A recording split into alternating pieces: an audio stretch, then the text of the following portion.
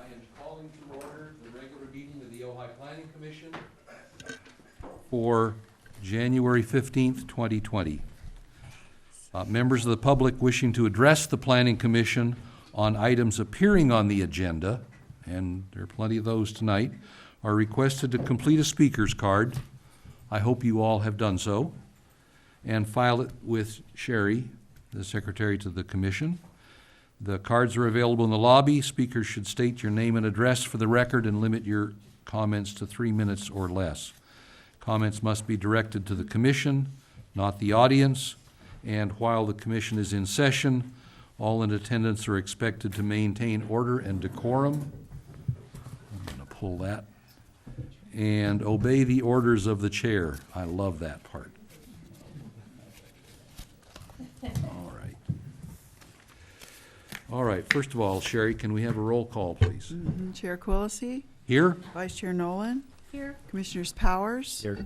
Commissioner Corbin, Here. Commissioner Lottis. Here. Great, so we have a quorum. For the Pledge of Allegiance, Vice Chair Nolan, would you lead us, please? Yes, please rise. I pledge allegiance to the flag of the United States of America and to the republic for which it stands, one nation, under God, indivisible, with liberty and justice for all.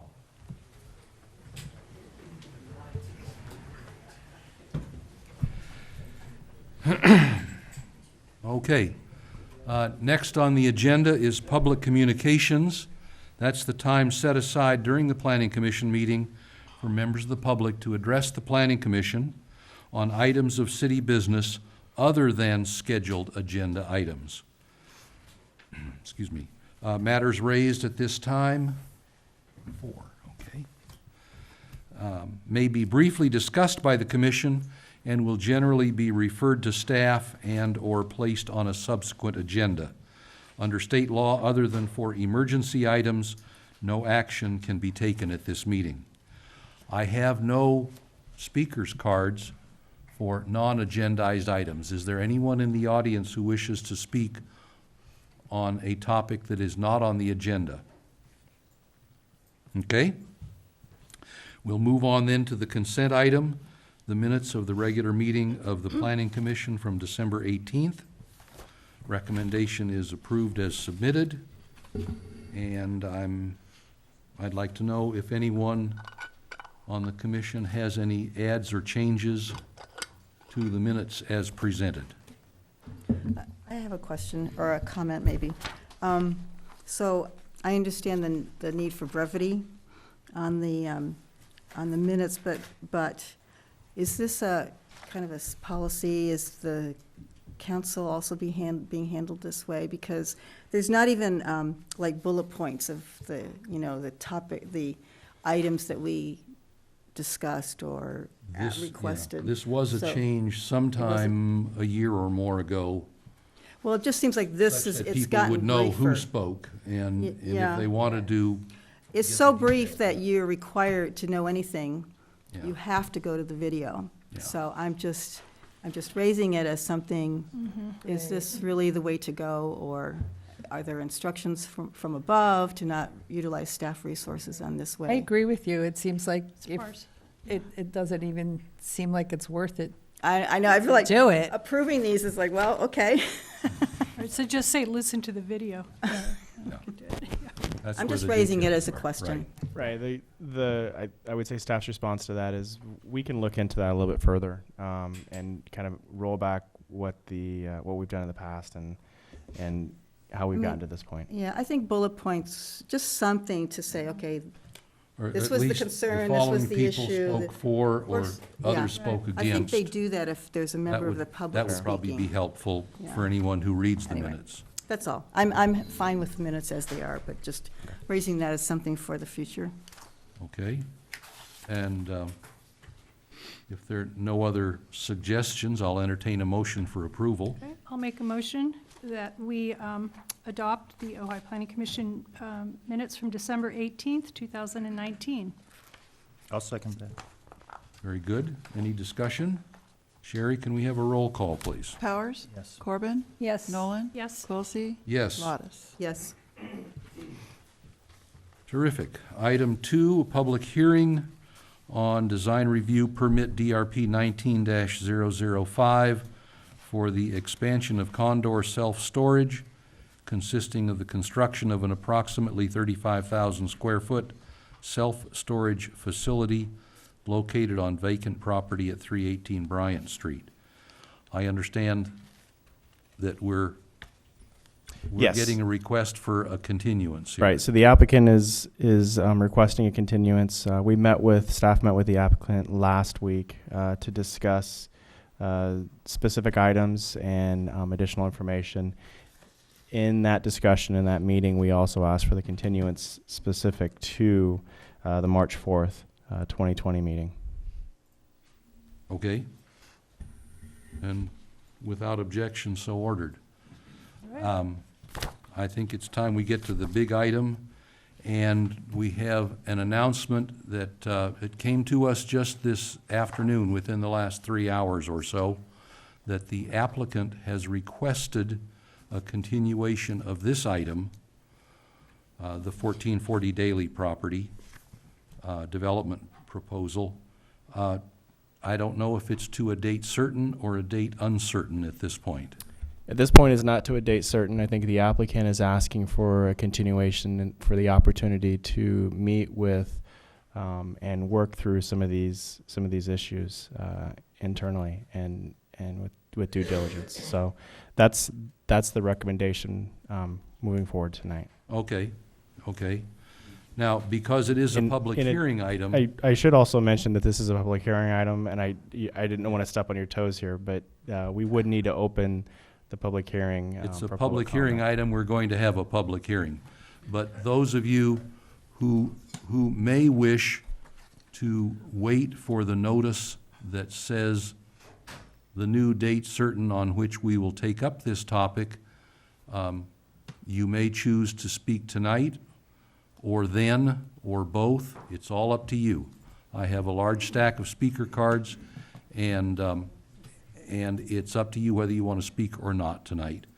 I think we can probably dispense with the administrative report, or would you like to present that in any case, just so everybody in the audience kind of knows what we're talking about? So the proposal tonight is for a new single-family residence, as well as a proposed accessory dwelling unit, but it's being continued, just to be aware. In addition to that, an accessory structure. At the end of Daly Road, just south of Shelf Road, and that's probably about as far as I want to go. It's a 2-story. It's within the hillside area. The area is zoned agricultural. I would also like to mention that from the standpoint of when members come up to speak on the item, say your name and your address, because that will help us to provide notification in the future for those that are interested in receiving notification. I realize that there was a 300-foot notification that was provided. There were certainly, I've already met with a couple individuals that did not receive notification. Providing that information tonight will ensure that as we move forward with this project in the near future, that you will be notified individually. And thank you. We will be renoticing for this item since it's not date certain. Okay? Chair? Yes. Is it a fair question to ask, when you say there's a continuance to discuss these issues, to share what these issues are? Or is it premature? Because that could mean I anything. think that the We haven't said issues may be described to us in great detail with all the people behind these cards tonight. Right. But, yeah, as most people on the commission know, my general philosophy is do what you want with your own stuff as long as it doesn't bother the neighbors. And if it does, then go talk to the neighbors. And I suspect some of that may be what goes on between now and whenever we Okay, so we're bring this assuming, topic up again. we're gonna assume that the residents that are here know what these issues mean. I don't know. I think anyone who's here to Okay, speak well, I'm has an just listening issue. to you, and I asked a Yeah. question whether you can expound on what these issues mean. I would say the issues are many, and I would hold, and depending on public comment tonight, those issues could be expanded on. So I would hold those comments and allow the applicant to work through those issues. Okay. Okay, now, typically, when we are covering a public hearing item, we hear first from the staff, then from the applicant, and then from the public. And I think we probably should stick with that order. So let's hear from the applicant. Thank you. Mark Whitman, architect representing Ken and Ally Wilson, who are here tonight. And they purchased that 8-acre piece at the top of Daly Road where we've designed a custom home for their family. I think they just want to let the neighbors know that their issues have nothing to do with the trail that was being proposed, or the easement for a trail. Their issues are specifically to one complaint from one of the neighbors who had some issues that they would like to work through with this immediate neighbor in an amiable way and not do it in a public forum such as this. Sure. And so we just received the letter yesterday, and it was a pretty extensive letter with a lot of issues that the neighbor had, and they would just like to work it out between themselves personally, and amiably, hopefully. And there might be some changes that will occur, and so that's why we don't want to present the project as we submitted, because there might be some changes, and so. I applaud the effort, thank you. Yeah, it's good. Anyone else with a question for the applicant or the applicant's representative? I think we need to wait, yeah. Okay, then we'll open the public hearing. As I said, we have an extensive list of volunteers to speak tonight, and I'll call, Chair, I'm sorry? Might I be able to go first as the amiable neighbor to see out of the way? The amiable neighbor? Does it say that on there? That Mark was just talking about. He didn't say his name, I'm so not- he doesn't know who he is. I'm not sure. Why don't you come on up? I'm not sure which one of these is you, sir. And Chair, could I Yes. mimic what I hear our esteemed mayor say sometimes, that if you hear your comment preceding the comment you're gonna make and you're just a ditto, either pass or come up and say, I agree with the previous speaker, and that'll be an efficient way. That'll save us all a lot of time. Thank you. I'm going to try to save time too. I'm going to Check. go fast. I'm Brad Tully. I'm Ah. the neighbor to the immediate south of this project at 14 Daly Road. And the Wilsons, as we just heard, have asked the project not be considered tonight.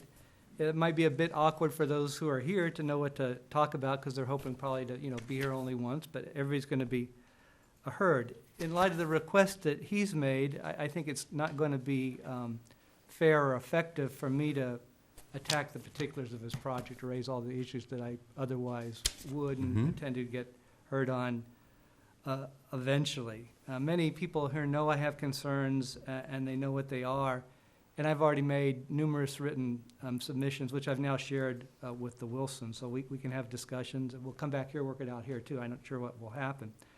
But with that, I'm going to have to save my particular efforts to when there's a particular project in front of this committee.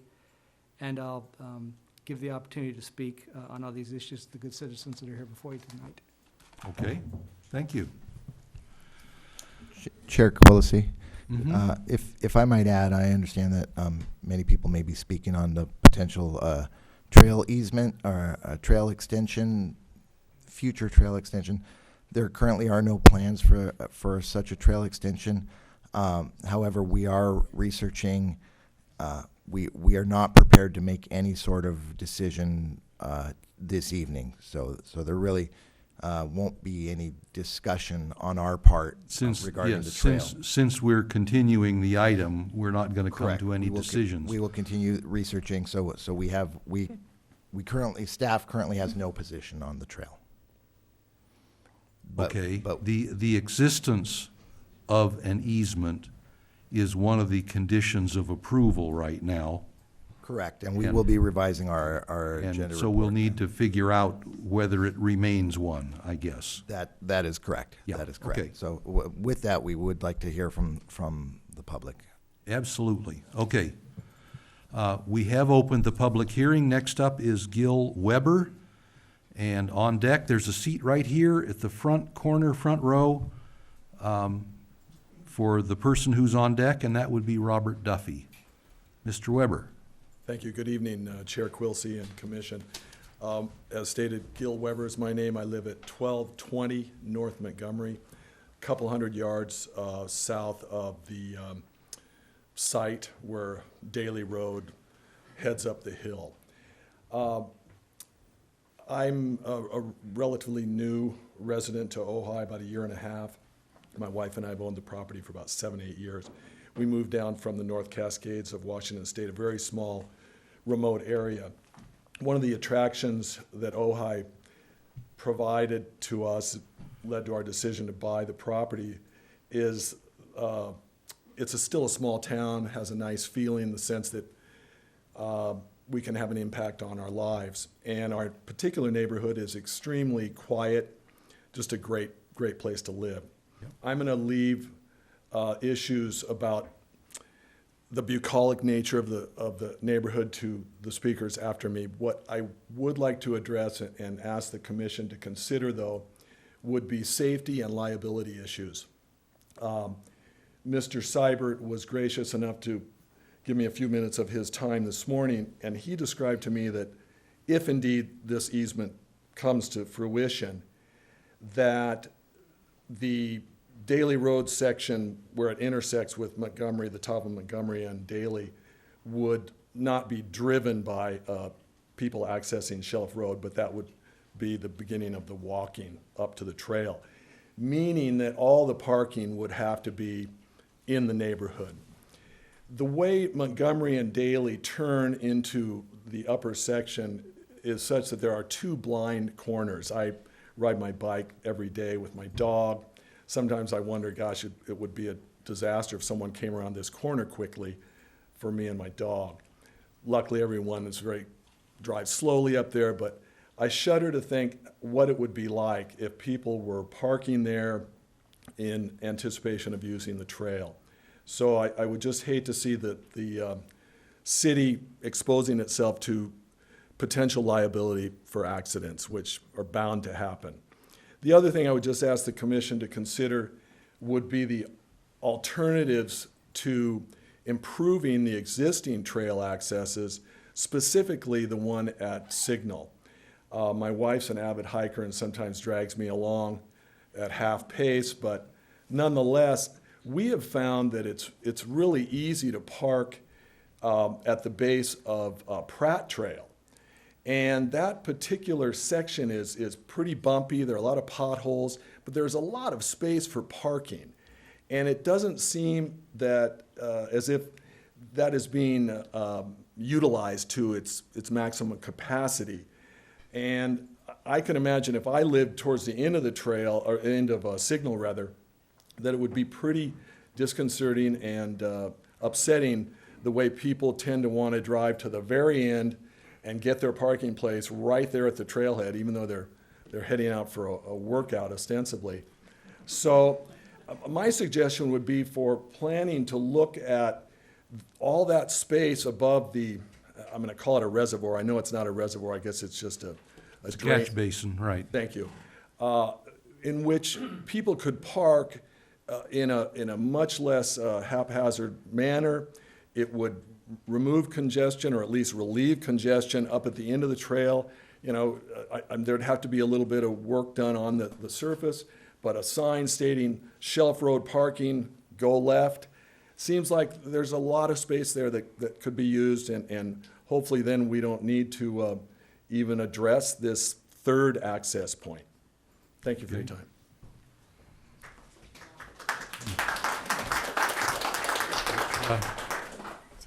Thank you. Public displays of wonderfulness are appreciated by the speakers, but they do hold up the meeting. Mr. Duffy, and on deck is Susanna Arce. Okay, yeah, my name's Robert Duffy. I live at 401 Andrew Drive. It's a nice, quiet neighborhood, as stated. We moved here because of that reason. It's kind of the dream home. So I just wanted to read off what I saw. I had to kind of dig and find this information for the trail easement. It says, this property owner will dedicate a portion of his property to the city for the purposes of creating a future recreational trail connecting Daly Road to Shelf Road, located on the north edge of the subject site, improving public access to Shelf Road Trail. There are currently no plans to construct this trail connection. However, this dedication gives the city the option to make the connection if desired. The 24-foot trail easement would run along the western edge of the property. Shelf Road has 2 access points, one at the end of Signal and Gridley. The access point from Daly Road would be considered a midpoint between the 2 access points. And a condition of approval regarding the trail easement has been included in the draft resolution. I'm very curious as to how this gets added to someone's permit to the Wilson's property when they're trying to get a homestead approved. I wonder about this because what is the vision of this community with trail access? What are we willing to do to neighborhoods to increase tourism, to increase the ease of access to trails? Are we willing to convert a neighborhood that has no existing trail access to one that has potentially hundreds of cars a day in tourism and locals coming to the neighborhood? If Signal is any indication of what's happened, I've been here 15 years. I grew up in Carpinteria. My wife, again, drags me around on the trails, just like Gil, and I've seen a lot of changes recently with the traffic volumes at the top of Signal. I think of it as an afterthought that the city put in parking spots for those neighbors. I feel really sad for those neighbors. Today I was just up there. I saw a busload of people coming out. I can't imagine our neighborhood turning into a place where we have buses of people coming up. I know people will have hiking groups. They have mountain biking groups. I see it as a commercial type venture where people would come into our neighborhood with people from out of town and they would do these type of things. I have a kid. There's a lot of kids. I look at child density. So I do wonder about the data. Like, what is the city seeing on Signal that is not sufficing, that they need to inject this type of language into someone's homestead permit? What guidelines is that following? Why is this something? Is this something that's going to be done at every Grandview and all the way across to Mercer? And then I do wonder about projections of volumes because what is a projection 5 years from now? Was there even one done for Signal? What's going to happen? So I oppose this concept. I oppose it having one person be the control for on their permit, have them decide everything for the neighbors. And as far as the 300-foot radius notice, I think that's definitely doesn't suffice. And Ojai Valley News, I don't subscribe to that because it's not free, and I get news elsewhere. So nobody got the notice till last week. That's all. Thank you. Thank you.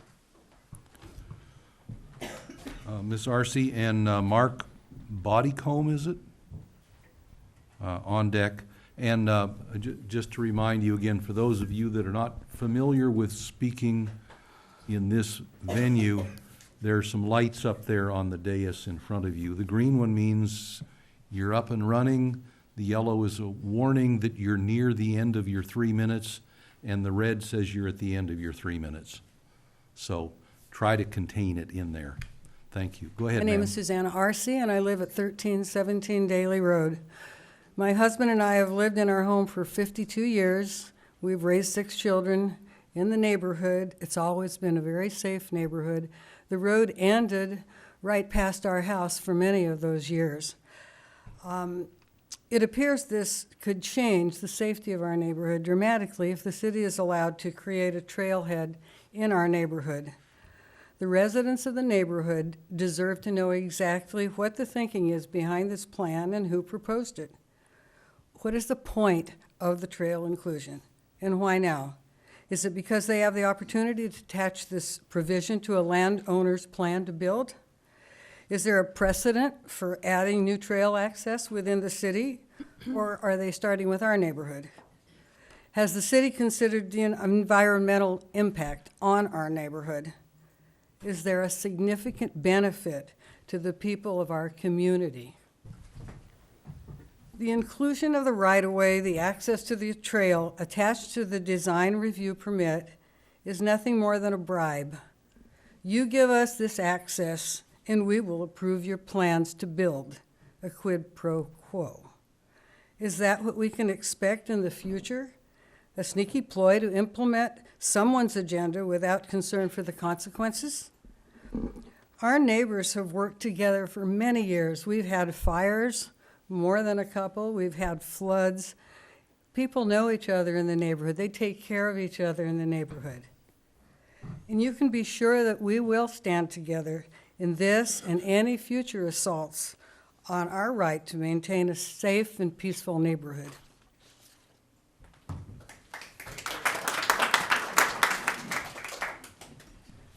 Thank you, Mr. Bodycomb, and Richard Swinton on deck. Good evening. Thank you. I Hope I didn't mess up your names. No, not at all. No, Mark Bodycomb, you got it perfectly. I live at 1205 Daly Road. My wife and I have lived there for 26 years, and I'm going to go the route whoever kind of suggested Yes. that I agree with everything that has been said. I think I just found out about this yesterday, just frankly by neighbors coming around and making us aware of the easement issue in particular. My concern is not relative to the proximity of what may be granted relative to the building of the home. It really is the easement issue and the safety, the traffic, and all those issues that would, without question, occur all throughout our entire neighborhood, on Andrew, on Montgomery, on Daly, on Pleasant. They would all be severely impacted by this. And I really do like the idea of that Gil brought up about, really looking at that Pratt access. I'm up in the mountains all the time. I mountain bike ride on Signal 3 or 4 times a week. I'm an active user of that area, and I do understand the issues at the top of Signal and out at Gridley, but looking at options to improve access, to improve parking, and to improve the neighborhoods in those areas, I think would be much more desirable than having a really devastatingly negative effect on the neighborhoods immediately in the Daly Road area. So, thank you. Thank you, sir. Mr. Swinton, you're up, and Karen Dingman on deck.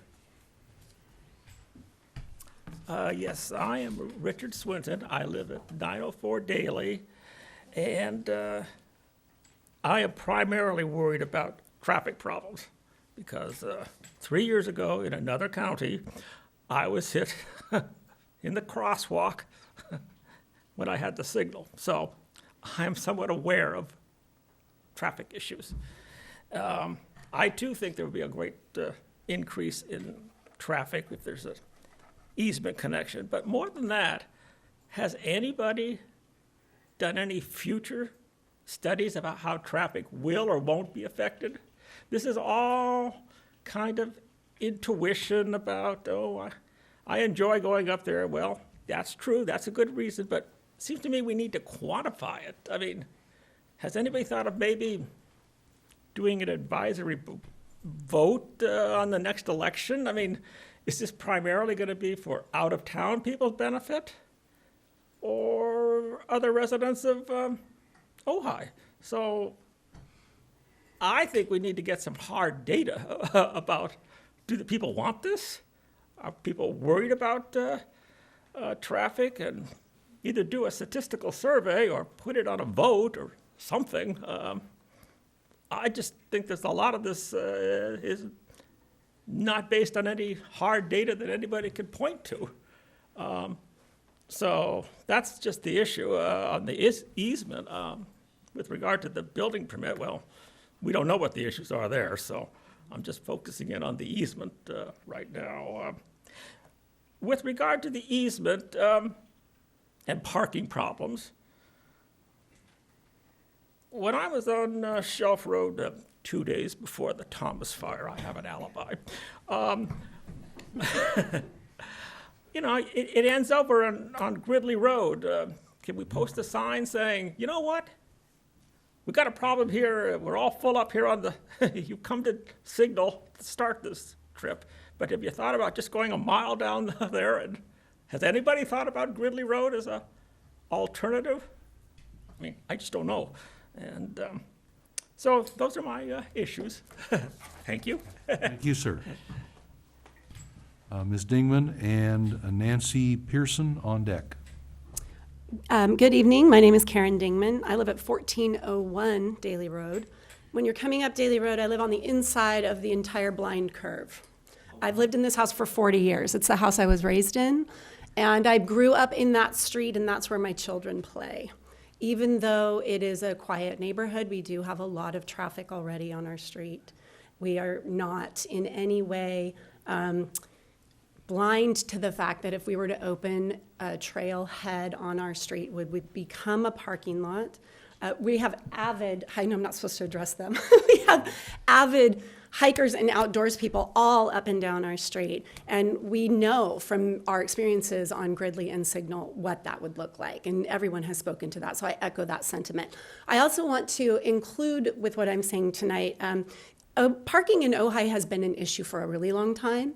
And I think everyone on the commission probably knows that. And I think that parking at Signal and Gridley is especially complicated. And I think that before there's any thought about opening more trailheads in other places and making neighborhoods parking lots, we need to consider parking as an issue in other places.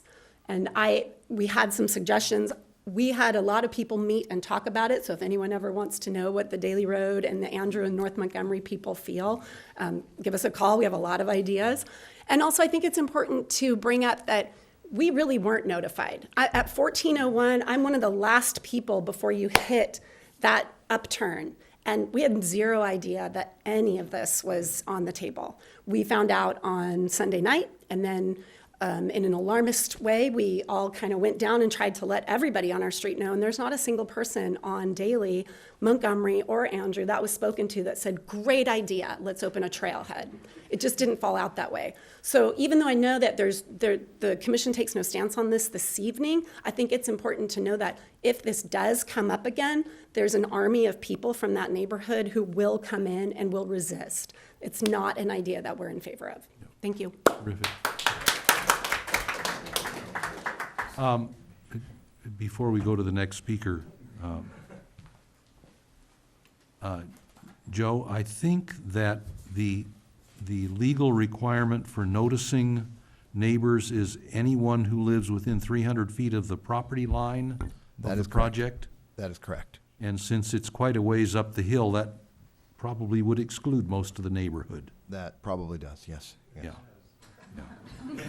Okay. However, we did send out to within the legal requirement. We will, anyone who wants to be notified can leave their name and address with us, and we will notify them regardless of where they live in the city or outside of the city, for that matter. And we will discuss internally over-noticing. There's nothing illegal about over-noticing. 300 Right. feet is the minimum notice. We'll take a look at the maps and see what the appropriate notice would be for this project. Okay. Sounds good. Nancy Pearson, and on deck is Martin Ehrlich. Hi, I'm Nancy Pearson. I live at 1449 North Montgomery Street. I'm here with my husband, Ray Pearson. And we are the house that is directly opposite the part of Daly Road that goes straight up. So we would be 50 feet, my bedroom, 50 feet from the trailhead. It's not okay with us. And I understand that purpose of this condition that was just 2 weeks ago attached to the permit, the purpose of it is that, well, we have this opportunity, let's just put this easement in just in case Ojai wants to open up a trailhead to relieve the congestion for both Signal and Gridley Road. I understand that, but I think that you're going the wrong direction. Why? You have two headaches, Gridley and Signal. Why are you going to create a third headache? Because that's what it is. You have increased crime, you have increased debris. There's dogs, there's cats, there's whatever. Just it's craziness, noise, everything. I don't think a third crime area is going to solve your congestion at either end. We have a well-designed, beautiful little quiet neighborhood. We would like to keep it that way, and I think that's in the best interest of the city of Ojai to draw people to live here, is the quiet little neighborhoods. That's what we have. We have children. I have my kids, my neighbors' kids, they're all best friends. They play basketball in the street. They play soccer in the street. They skateboard in the street because you don't want them skateboarding downtown. You don't want that to have 100 cars going by every day, which is what you have if you have a trailhead. That's a one-lane road that's going up there, so people walking up the one-lane road of Daly Road, where are the cars, the people who live there now, where are they going to go? Are they going to run them off the street? Somebody's going to get injured. There's no shoulder there at all.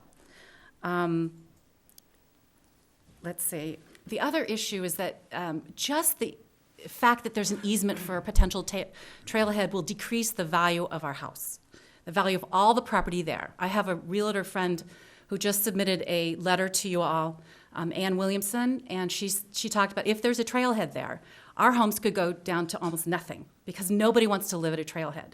Nobody. We all know why, and I get it. And I feel bad for the people at Signal and at Gridley, but I think that I'd like to echo the previous speakers' ideas. Let's look to those instead of creating an easement. Easements are forever. They don't just go away.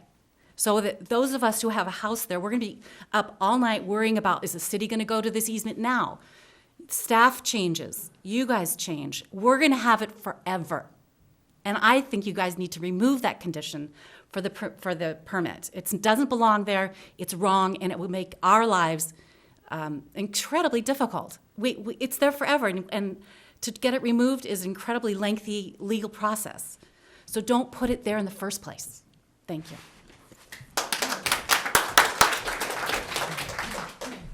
So good evening. I'm Marty, and my wife is Michelle. She's here. We're at 1437 North Montgomery. Thank you, sir. Jim Selman is on deck. We live directly across from the Inmans, who where Daly runs up, and we live across. Our neighbors are the Pearsons, who you just heard from Nancy. I echo everybody's sentiments in our community. I think granting this easement right now is the wrong thing to do. When we purchased our home in 2010, we did it for the reasons that Nancy described. Our kids have played in front of our home for the last, decade. The Pearson's son has basically lived at our house for the last 10 years, and Scott Inman, my son and Scott are playing soccer right now. It's a real community, and it's a great neighborhood. I probably wouldn't purchase my home in 2010 had I known there was the potential for a easement that would be passed kind of on the down low. That's what it feels like to us, since none of us were notified, and yet this decision would affect a neighborhood that exists about 70 homes. If you happen to, since we've lived here for 10 years, I've gone and seen homes for sale on Signal many, many times. If you purchased a home on Signal, you know that you're dealing with a trailhead situation. You go into that knowing the Shelf Trail has been there for 50 years, if not longer. To spring this on a community it seems very unfair, and it seems ill-advised. And I absolutely agree 100% that don't compound the problem by creating a third problem. Fix the problem. Get signage that is improved so that people that park at Pratt, fix Pratt parking, improve the parking access that already exists. And I think the people that live on Signal and the people that live on Gridley would really appreciate that, as opposed to affecting a neighborhood that wants no part of this. So I hope that you'll take that into consideration when you look at this permit and remove the easement portion of it. I have no issues with the building. I hope the Wilsons are able to get their dream home, and I want them to know that the neighbors that I speak, there are issues, but we hope they're able to do that. So thank you for the opportunity to talk. Good evening. My name is Jim Selman. I live at 1329 Montgomery. Tanya Parker, you're up next. Briefly, I would first of all just like to echo virtually everything everyone has said, particularly the concerns for safety for children. There's also dozens and dozens of dog walkers more or less constantly using that particular loop around Daly and North Montgomery. And I think additional traffic would be horrible. I also am not clear, and I'm confused a little bit, why there would be an easement condition attached to a planning permit. As far as I would know, that eminent domain is the way the government takes over property if it needs to, and it does it so in the context of a compelling public need. It looks to me like they're confusing need for an easement or a desire for an easement with a condition for a permit. And whatever that logic is, I'm just not clear what it is, but I would certainly encourage you to look at that again. Finally, I'm a member of the Ojai Climate Emergency Mobilization Committee, and we're working all the time trying to figure out ways to reduce greenhouse gases and to try to really have Ojai be a model for environmental and climate consciousness. It seems to me that this is a way of provoking an environmental difficulty at best, and I don't know what the implications of that might be, but at least I would encourage one of the speakers' suggestion of doing some sort of an environmental assessment of what the implications, both in terms of climate and environment, would be if you added a couple hundred cars a day and all the associated traffic that might go with that. So that's my thoughts and recommendations, and again, I would recommend that you withdraw the condition on the permit and deal with the trailhead issue as a separate issue. And then secondarily, if you do proceed, do the necessary planning and analysis and considerations before you leap, because sometimes what seems like a good idea at the beginning turns out to be a disaster in retrospect. So this is a chance to take pause and take a little time and really go deeply into the short and long-term implications of this kind of a intrusion on a healthy community. Thank you. Thank you, sir. Ms. Parker, you're up, and Jan, is it Jan or Ian? Ian Moray Ian. on deck. Yes, ma'am. Hi, my name is Tanya Parker. I'm here on behalf of myself and my husband, Tobias Parker.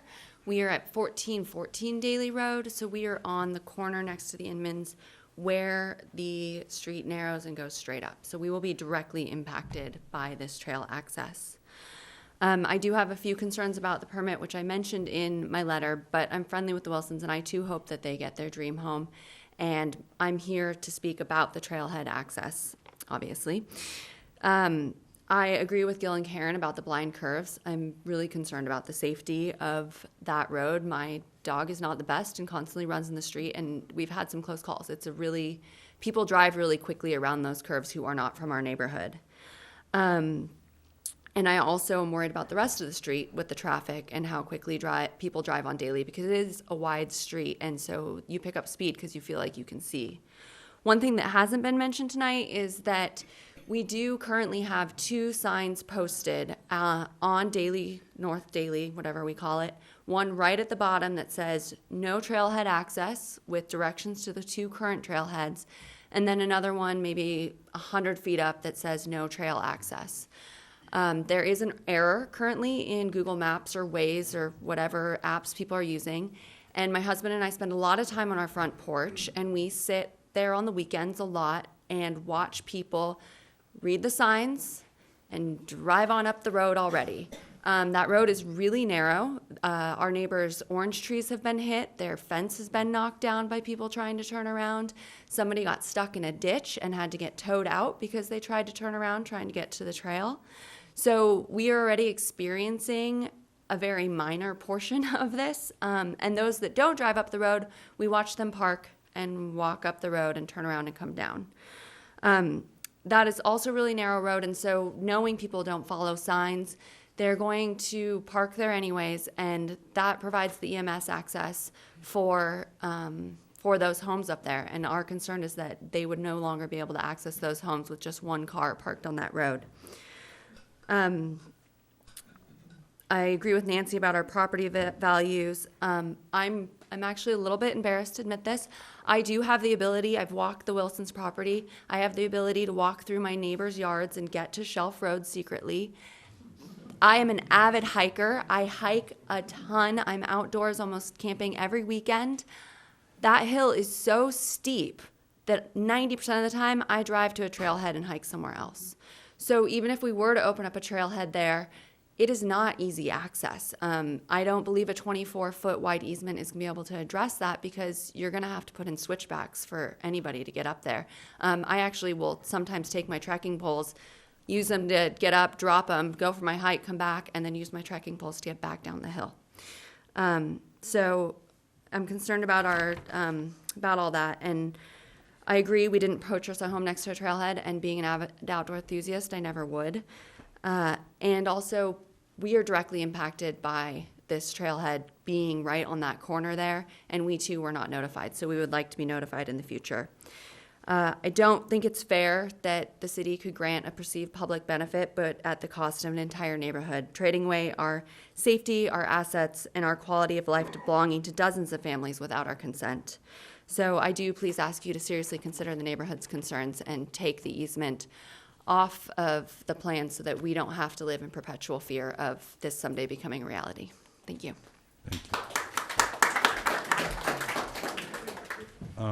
Elizabeth Pepin Silva on deck. Mr. Moray, is it Moray? Moray, yes. Hi, my name's Ian Moray. I live at 1410 Daly. It's basically right at that trailhead, one house away. So, no surprise, I'm here to request the denial of this easement for all of the reasons that my neighbors and friends have said previously, especially the decrease of safety in the neighborhood, both for adults and children. Increase in crime. Now, I do hike those trails, and I do go to Gridley and to Shelf Road, and I would say about once every few weeks I see glass from broken glass from a car that had been broken into. People leave their purses and wallets and phones in the car, and that is just going to compound the problem. Putting another trailhead there is not going to alleviate the crime in point A and point B. You're just going to create new crime in point C. The increase of chances of damage to private property. Now, we all sometimes have yard sales, and sometimes people from out of town or from other parts of town come, and they do a lot of three-point turns going into driveways. In and of itself, I don't have a problem with someone doing a three-point turn in my driveway every once in a while. But with that increased traffic, if there is an easement, you're going to have a lot of people there. I have had, personally, me and my wife have had damage done to our home because of people inadvertently causing damage to our property, and that would only increase with this easement. Someone mentioned the decrease in property values. There is quantifiable evidence and data outlining the property adjacent to state public access points to state, county, and city parks that did not have an easement, that later on did have an easement. Their property values went down 5 to 11%. That's the data that I have found. It could be significantly more. So my question to you is the city financially prepared and willing to pay loss of use damages to the existing residents? Are they willing to and prepared to reimburse the residents for the decrease in the property values? Parking we talked about, increased noise we talked about, and the property itself. I find nothing wrong with a family wanting to create their dream home, but this is a very big property in a very difficult place to build. We're talking about an 80% grade. We're talking about 4 large structures. We're talking about a lot. We're talking about thousands of cubic yards of dirt being removed just to prep the land. So with that comes runoff and grading issues, flooding issues, septic seepage to the creek. There's a creek right by there. Impacts to wildlife, and there's a lot of issues there apart from the easement, which I absolutely, going on record, I would request respectfully that this be removed in its entirety. There are other issues with this large building project so close to other homes and a creek that need to be addressed. Thank you. Okay. Thank you. And I must apologize to Ms. Silva. I see that you are here for item number 4. Right, but I actually meant to write 3 and 4 because I wanted to speak about both of us. Okay, well then come on up on 3. And Leslie Hess on deck for number 3. Please go ahead, ma'am. Hi, I'm Elizabeth Pepin Silva. I live at 809 North Drown. and I'm part of the Slow Down Drown campaign, which most of the people on our street between Gran and Pleasant are part of. And I wanted to speak on behalf of the committee, saying that we also oppose this easement. As you know, we've been working very hard on our street to come up with ways to slow down the traffic on our street. We have a lot of kids that have moved on to our street in the last few years, and we have enormous problems with speeding. We actually have it worse than Daly in many ways because of the way our street is bowed with gullies on either side, and we have very few ways to walk up and down our street without being in the way of cars. So we are deeply concerned that if this easement is put through and the trailhead does become a reality, that this will increase traffic tremendously, not only on Daly, but also on Drown as well, and further cause problems with the speeding that we already have. So we would like to say that we all oppose it. Thank you. Thank you, ma'am. And Leslie Hess? My name is Leslie Hess. I live at 827 Foothill Lane in Ojai. I don't live in this neighborhood, but I think this development affects the entire Ojai Valley, and I am against the development. But before I say that, I want to thank you all for donating your time and serving our community. I appreciate it. This house is going to be in the fire zone. It's going to be the highest building on that hill. It's right below Shelf Road. Can you get a little closer to the mic? Sure, it's right below Shelf Road. It's where the firemen defended the entire valley, and to throw a house into that mix is not a good idea. Thank you. Thank you, ma'am. I was told that Ann and Scott Inman might or might not get here in time.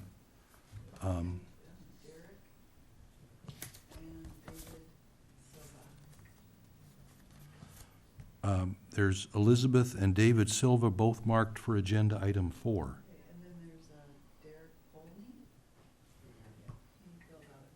Oh, okay, it didn't have an item number on it. Please come forward, sir.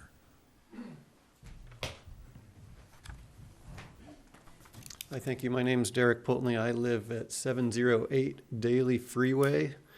And friendly reminder to all my neighbors behind me, it's 30 miles per hour.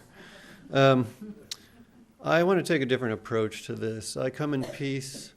I respect you guys' efforts to keep Ojai nice. I know you all volunteered to do this. I come in the spirit of cooperation. I don't think that this agenda item or this condition of approval on a planned development is in the spirit of cooperation in terms of I'm concerned.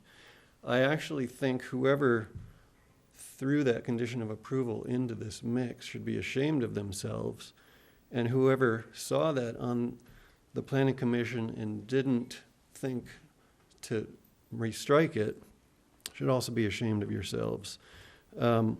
It comes to me as pulling a fast one, and you may as well ask them to the Wilsons to single-handedly pay for a community pool, if you ask me.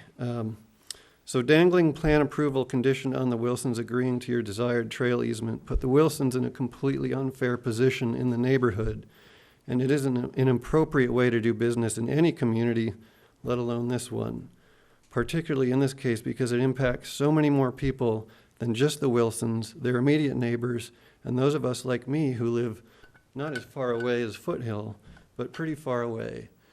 Everyone turns right onto Daly to get through to a number of places in the neighborhood.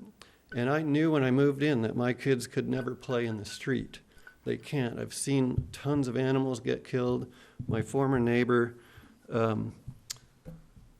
actually almost got hit by a car to the point where she broke her wrists trying to get out of the way of one.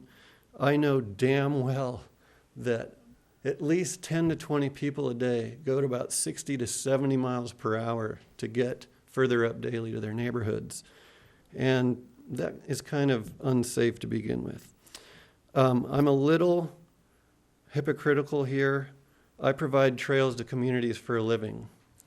I feel very strongly about the ability to access nature from communities. I don't ram trails down people's throats in secret. I work cooperatively with neighborhoods, and it's completely unacceptable to me that the Wilsons could have agreed to your trail easement without anyone else's say in the matter, let alone even knowing about it. I found out about this yesterday, and I am directly impacted by every single vehicle that goes up daily. I've never met the Wilsons, have nothing to gain or lose except maybe a few hundred more cars going very fast. But please free the Wilsons and approve their plans independent of this can of worms. Thank you for hearing and addressing my concerns. Okay, have either Ann or Scott Inman arrived? No, they're still at the soccer field.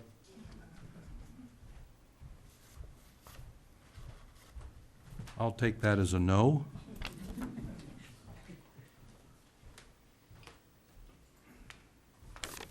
Mr. Ulrich, you'd like to speak on item number 3.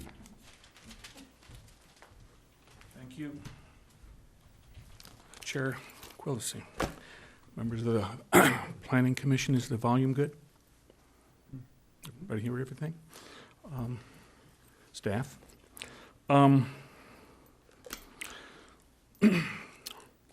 William Ulrich, 487 Gridley Road. I'm not a neighbor. My concerns are procedural and do not reflect anything personal toward the applicant or their project. I feel a tremendous amount of care and concern for this community. I've lived here 40 years. And this informs my remarks tonight concerning this matter, DRP 19006, which is effectively, to my view, an application to build 4 residential units on agricultural zone land, which is ancillary and auxiliary to an adjacent parcel, according to records, public records. Accordingly, going forward, please require, in your further consideration, assuming this matter will come back, as conditions for review, an EIR review of the proposed trail, a CEQA review of the proposed trail, perk test for the proposed septic system, a written waiver from the Ojai Valley Sanitary District, septic approval / a will permit from Ventura County Environmental Health for a proposed septic system. One or more members of this commission need to stop believing that benefiting an interested individual somehow benefits the community. That's just not how it works. In addition, staff needs to stop adopting wholesale sections of the applicant's statement into the staff administrative report. This is either lazy or sloppy, or both. This is a public record document from the City of Ojai for the public consumption and comprehension. The inclusion of the applicants in the applicant's statement of their applicant's faulty logic, red herrings, selective exclusion of dispositive facts and requirements, and ultimate intent are not assistive or helpful to the deliberations of the Planning Commission. Finally, the administrative report is a 50-page staff document. According to past conduct and precedent, this document will not be read fully or in full by 60 to 80% of the planning commissioners. You've got to do better than this. Thank you.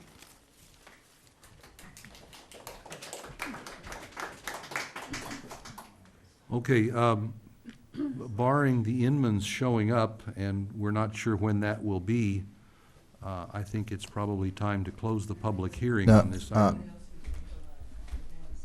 Oh, yes. Is there anyone else out there who did not fill out a card that wishes to speak on this item? I do. Got here late.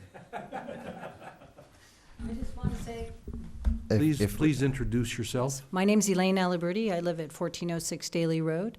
Just recently purchased the home. One of the reasons I did like the neighborhood is because it is kind of like a dead-end street. I mean, it's very quiet. It's kind of, you come to Pleasant and then Daly kind of jogs a little bit, and it's almost kind of hidden. and really love that aspect. And I love my neighbors, and I love being part of Ojai, and I want to thank you for your help and your good intention here. However, I am vehemently opposed, as well as my neighbors, and I do think it would be causing an additional problem here. So thank you for your consideration, and I would also like to be notified, 1406 Daly Road. Yeah, if you'll fill out that card and leave it with Sherry, we'll get you on the list. May I Please also introduce say- yourself. My name is Jill Dolan. I live at 816 Daly Road.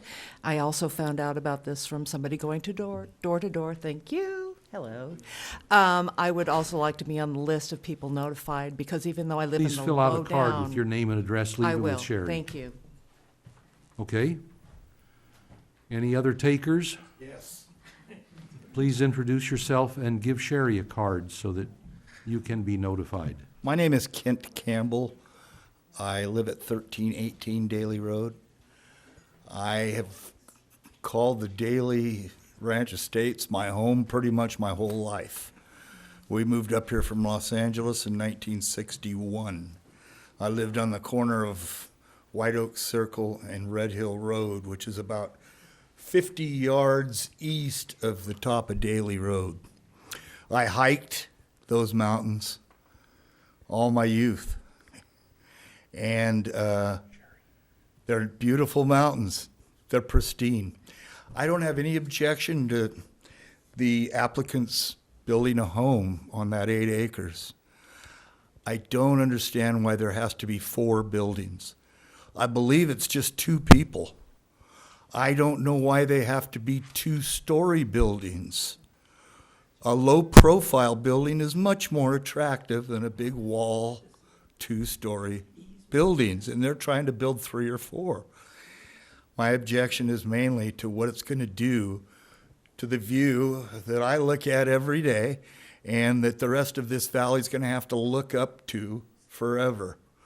I plead that they downscale their plans to single-story residences, low-profile residents surrounded by plantings and whatnot that help them be more congenial with the landscape. Thank you very much. Thank you, sir. Oh, sure, thank you. Any more takers on item number 3? Chair Quillisi, just a reminder that we will be keeping the public hearing open, so the Inmans or anyone else who'd like to speak. Later in the session this evening? Not this evening. Oh, okay. No. Right. However, Right. at the next hearing. Right. It will be renoticed to a time. It will be renoticed. It is to a time uncertain, but the public hearing remains open. Right. Okay. Then we will suspend the public hearing for the moment, and we will continue the entire item to a date uncertain. But people in the community living close to the property and those like these folks here who have indicated the desire to be notified will be notified when the issue comes up before the Planning Commission again. Chair, may I say something? Certainly. I just want to address this gentleman. I want to, in terms of our commission, we're shameless versus shameful, because we just found out about the easement ourselves when our packets were delivered on this. Respectfully so, it seemed like it was a pretty dumb idea that wasn't well vetted, and I think. Well, you could inquire of city staff how the condition of approval came about. I doubt that you'd find anyone on the commission who knows. Because the packages are presented to us typically about a week prior to the commission meeting on which an item is to be discussed. And Chair Quillisi, we should probably restrict debate. That's true, yes, I apologize for starting in on that. Let's go on to, yes, we should vote on continuing the item to a date uncertain. Okay, I'll make a motion. First, I need my glasses back on. I'll make a motion that we continue design review permit DRP 19-006 for the proposed two-story single-family resident, two-story accessory dwelling unit, and two-story accessory structures located at 1440 Daly Road to a date uncertain. I second that. Second that, okay. Any other discussion? Sherry, could we have a roll call then? Powers? Yes. Corbin? Yes, and hopefully it's not February 5th. Nolan? Since I won't be Yes. here. Quillisi? Yes. Lottis? Yes, and I also have a number of concerns about it's more of a comprehensive concern about the project, regardless of what the specifics of the development are. Okay. If- Why don't, let's take a 5-minute break. Let the dust settle.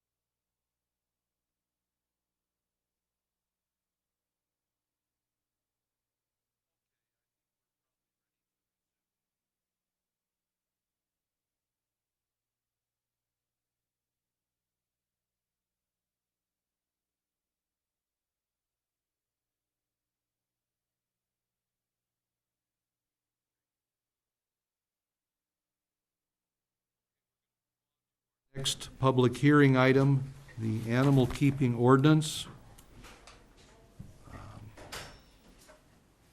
we are back on the record here.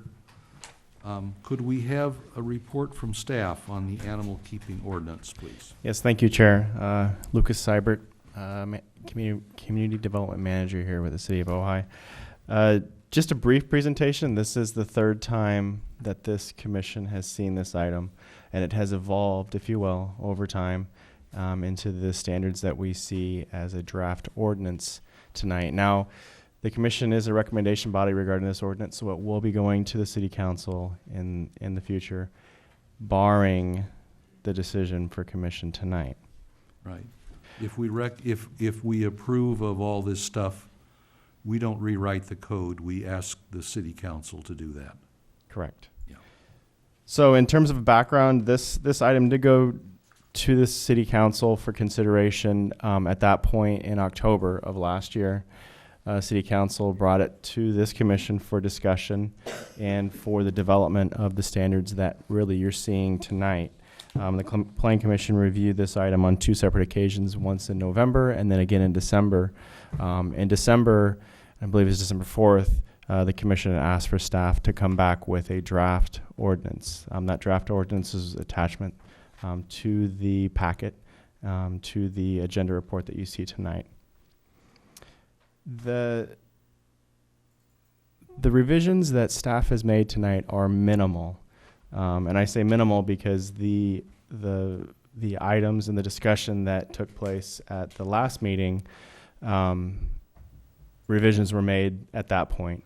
Staff then went back and took kind of a harder look, kind of a squint test, if you will, to the ordinance and the standards themselves. And I would like to just point out 2 components that staff made revisions to, and I would say it was echoing some of the comments that were made by the commission. The first is, in the ordinance itself, it identifies small, medium, and large animals.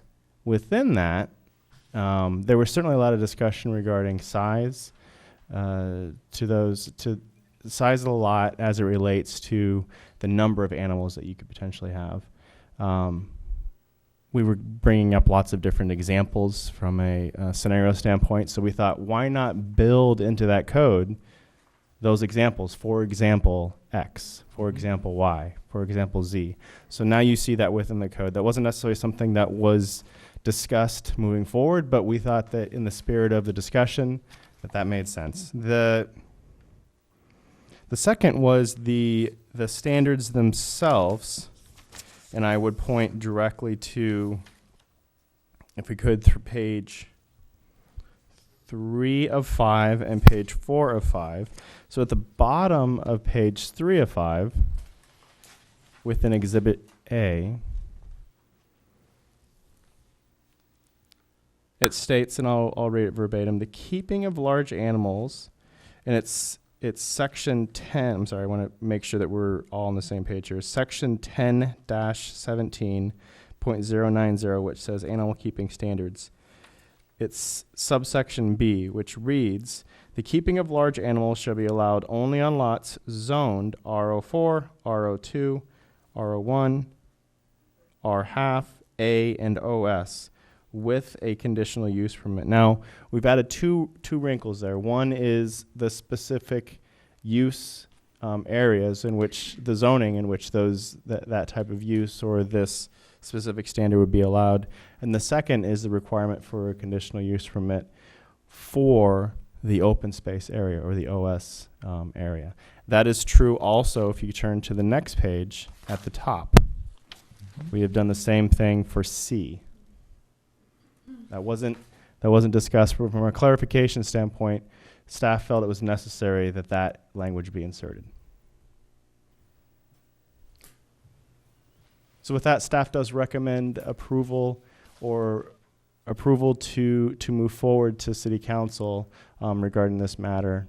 And if the commission has any questions of staff, certainly we're open for dialogue. Okay. Please go ahead. I was just hoping we could, as a commission.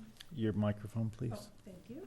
I was hoping as a commission we could just start on Exhibit A, page 1, and just see if anyone had comments, and just go page by page, just to keep it Keep it organized. keep it organized. And I know I do have a couple comments, but if everyone's in agreement, of course, I'd hand it back to the. No, I think that's fine. To Chair Quillisi.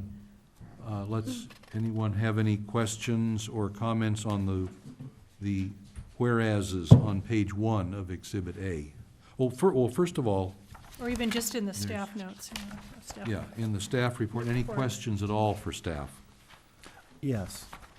Please, go ahead, Ray. Was there any consideration regarding the amount of build-out on a particular lot? So if I have, 15,000 square feet, but I built out 6,000 square feet of it, the amount of animals allowed on that lot are gonna have a lot less room to live.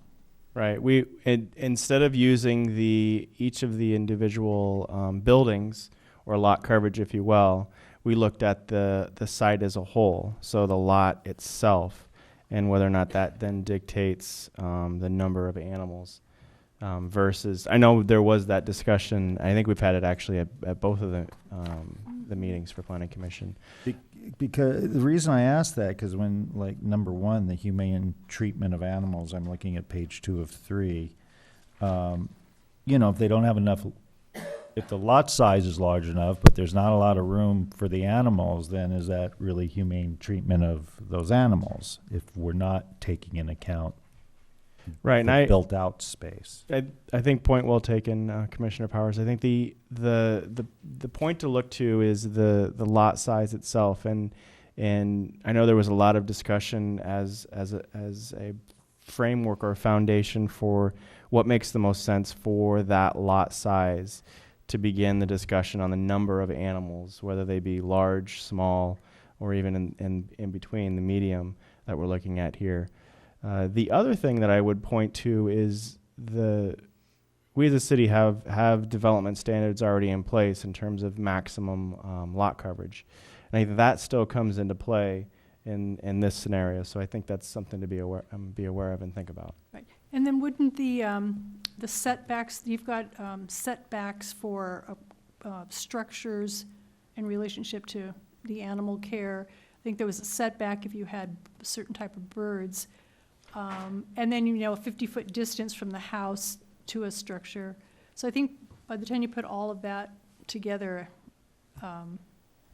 you'd have to work the puzzle pieces. Yeah, I think whether Joe, you could do something or not, or how many animals you could keep. I think Joe put it well. Yeah. I didn't make this comment, but performance standards, if you will, I Right. think is probably the best way to put it. Yeah, and the setbacks are on structures, Right. which I presume does not include fences.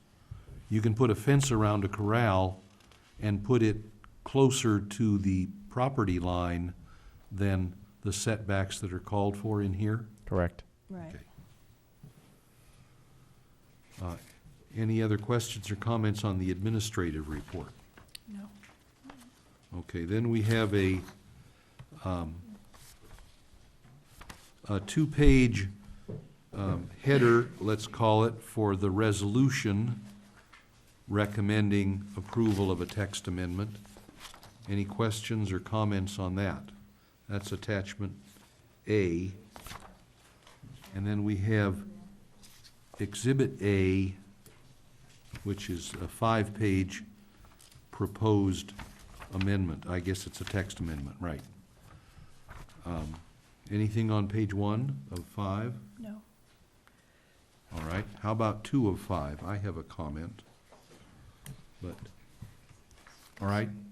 On page 2 of 5, this is Exhibit A, immediately after Section 2 text amendment, it says Municipal Code Chapter 17 of Title 10 is hereby added to read as follows, but there is no title.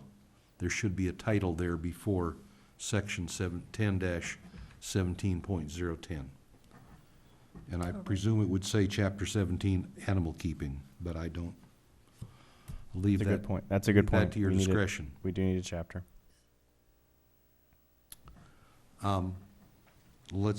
Nothing else on page 2? How about page 3? Any comments or questions? I did. Please go ahead. And I'm not disputing this, but I think I just wanted a little more definition. This would be section 10-17.070. All poisonous animals prohibited. I'm against having somebody having poisonous animals, but I was trying to think, is there any pet that potentially could be poisonous that somebody could have? Yeah, you could have a Gila monster in an aquarium. Right, that's where I was Yeah. going, and then, so I didn't know if we need to have a couple exclusions there, or except for, or do we just, you can't have them? We can always add this, it's the will of the commission tonight, certainly, and moving on to council. If there are exclusions, we can certainly build that into this, this ordinance. So maybe we can go ahead. I was just Yeah, gonna. tarantulas, yeah. Tarantulas, scorpions are common pets that they sell pets. Exactly. So, yeah, maybe we go through this and then we come back and see if we Right, want to discuss okay, it. well, I've got another comment on that same paragraph too? as well, so.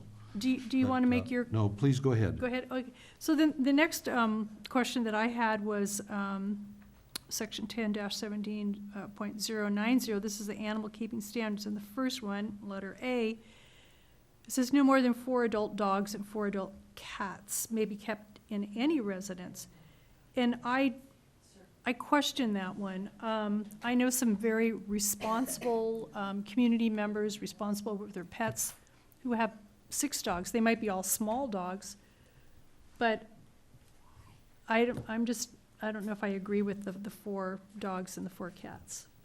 So I'll just put it out there. Maybe we can come back. Yeah, If I may be the only person that has a question. We're walking a fine line here between asking questions of staff and Well, it is. deliberating on the, Yeah, so we could come back. yeah. I just had a concern about that. So the way that reads now is someone could have 8 animals with 4 dogs and 4 cats. on, Right. on what is RO 1/2? Is that half an acre? They need a therapist, not more animals. Okay. That's for the large. But this is just for any residence. Oh, For the That's cats and correct. the A dogs, that's applies any to, residence. A So applies to anywhere any- from a half any acre up residence. to 20 acres. R1, R2 Right. apartment, and any residence. That's what that applies to. I guess if you have a big ranch up on Persimmon Hill or something, you could have, 10 animals or 12 animals. And Right. Or like, what if you had 5 Could work, chihuahuas? They're probably less than the size of one German and- Shepherd. And I think I'm that, just like- that if we're open for discussion. Yeah, or maybe, The implication here is 8 animals, that's small what I was just gonna animals. say. And Maybe it just says 8, and it could be any I combination. think we discussed the fact that the whole purpose of this is not to go around to everybody's house and count how many animals they have. Right, exactly. But to have a tool in case there's a problem. Yes. Right. So I think we need to keep that in mind. But the I do too. The tool is a rule, but And I'm I really think happy we're starting to really not have poisonous deliberate animals on the substance of of any this text kind. amendment. And we should be asking, I think, questions related to it of staff before we have Mhm. public comment. Right. Yeah, we'll continue the discussion. Okay, so I'm good on that one. Yeah, because I have some things that, Mhm. I think there's some inconsistencies or some I have a- missing words or other things like that, which we can come back to later. On page 5 of 5, I don't think we're there yet. We're still on 3. We're going page by page. Oh, sorry. Okay. Just jumped ahead. Questions of staff on page 4? No? How about page 5? Go ahead, Okay. Bobby. So, I did too. Oh, did you have, you did have something on 4. I appreciate that, sorry, I appreciate that everything's written out, but it is, I think it makes it a little bit hard to figure out how many animals are allowed on a small lot, a medium, a bigger lot, so forth. And I was wondering, maybe keep the writing, but do you think it would be possible to add a concise table with number of animals and We per? love the tables. Yeah, so you could see quickly, oh, I can do, how many small animals on a 10,000 or 20,000 It's just reading through it, I'm going, oh, wait a minute, let's see, what am I allowed? Whereas a table would just be more pinpoint, concise. If we could have a table that has the zones and The lot size. the lot sizes correspond to specific zones anyway, right? I think it's, Because it's under 10,000 Oh. or under 20,000 or whatever. Right. That would be your baseline essentially is what we're looking at here, correct? although I think it's good to actually have it specifically there. You could have a non-conforming lot in one of these zones possibly. I don't know for sure. It's interesting when, and this is before it came to the commission, but when we were initially deliberating and having that discussion on what this term should look like, we were tossing around the idea of some sort of a table. Now, the table wouldn't look, I don't think the table looks then what it would look like now, in terms of how it's evolved over the last couple months here. The table is an interesting idea because I know we wrestled with that as well. Because how do you have wording in here that then reflects in a simplistic format, right, and easily understood the standards that we're trying to get across here. So There are complications there, I would agree, because true. an Yeah. RO1, I'm in RO1, but I don't have an acre.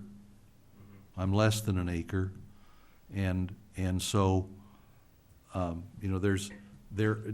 if we're using 20,000 square feet, for example, as one of the standards that pushes you from one entitlement to another, that doesn't correspond to a zone. There are gonna be It's across zones. RO1s that have less than 20,000 square feet, maybe, and maybe that's RO1 half, but there are gonna be RO1s that have more than 20,000 but less than 40,000, and they're all RO1. And there could be some that have more than 40,000 that are still RO1. So it becomes more difficult. And I don't know if you could intermix zones. The zones are ambiguous Correct. Correct. in And that was, in terms of the square footage of parcels that's called out in here now. and So, I've seen it done both ways, in text and in tables. And the problem I have with tables is that sometimes, as you're alluding to, they oversimplify.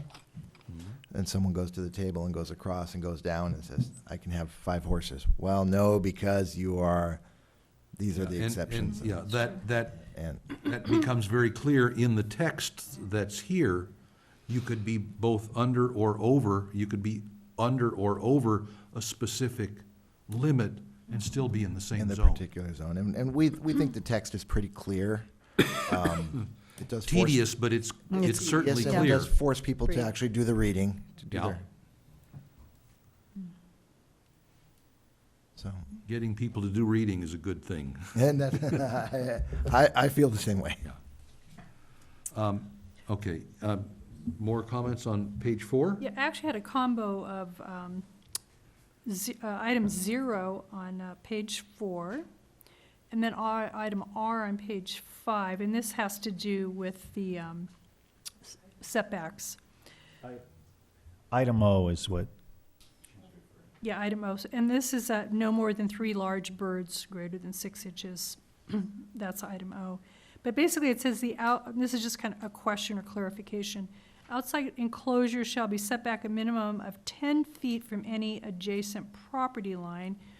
And then if you go to R, it just says minimum side or rear setback of 5 feet shall be required for any animal keeping structure or enclosure. Yes. And I guess probably the reason you separated them was for a reason that you had the birds 10 feet. Correct, going from the general to the specific. Based on the It might nature. make more sense to have R and O Maybe, close to each other, Yeah. one before the other. Or if an R, exception, yeah, yeah. if the wording in R were continued Mm-hmm. to say unless otherwise specified in this chapter, That's then that probably would better. allow O to be an Right. exception to the general rule are. Unless otherwise specified, correct. Yeah. That is Thanks. an excellent way. to do it. Although I actually wondered if 5 feet is enough. I mean, it's like you're, you're putting your, Right. cage or whatever closer to your neighbors, and maybe it should be Further from closer to you. you.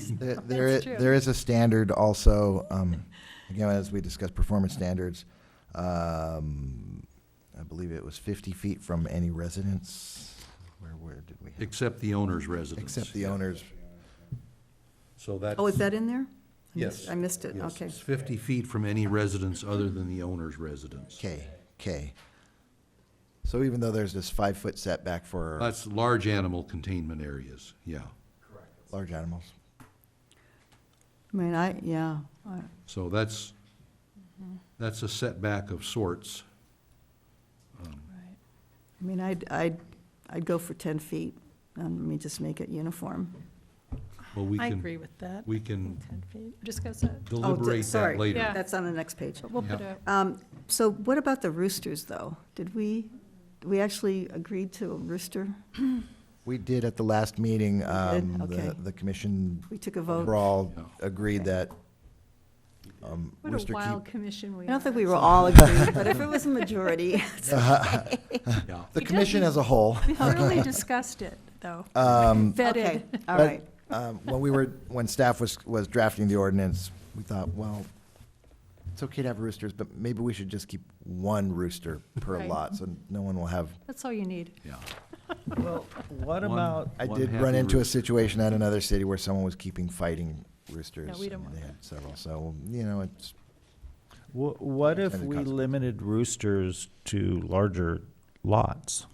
We said that last time. We discussed Yeah. that. Well, let's take that up during deliberations, Okay, we'll put that, Okay. because, yeah. That was discussed, yeah.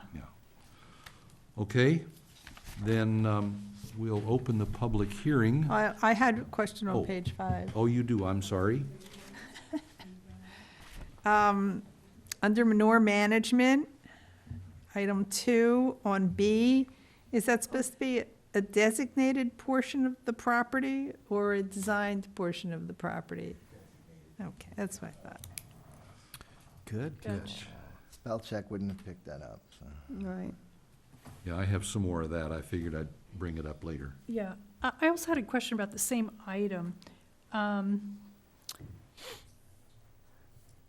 this is regarding the manure management. I'm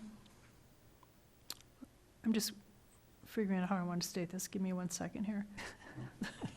It's a hot topic. No shit. Yeah, exactly. It's appropriate to a landscape architect, though, to talk Yeah. about manure management. I do. I like manure.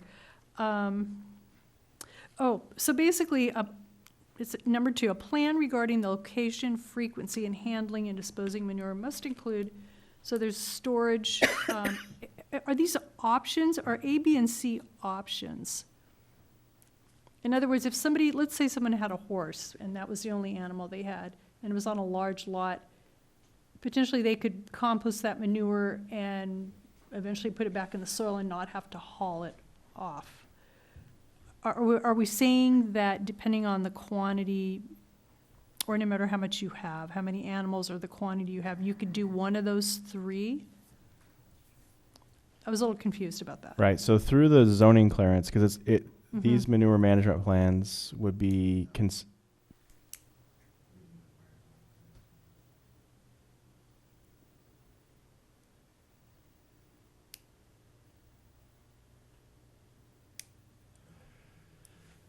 we went back and forth.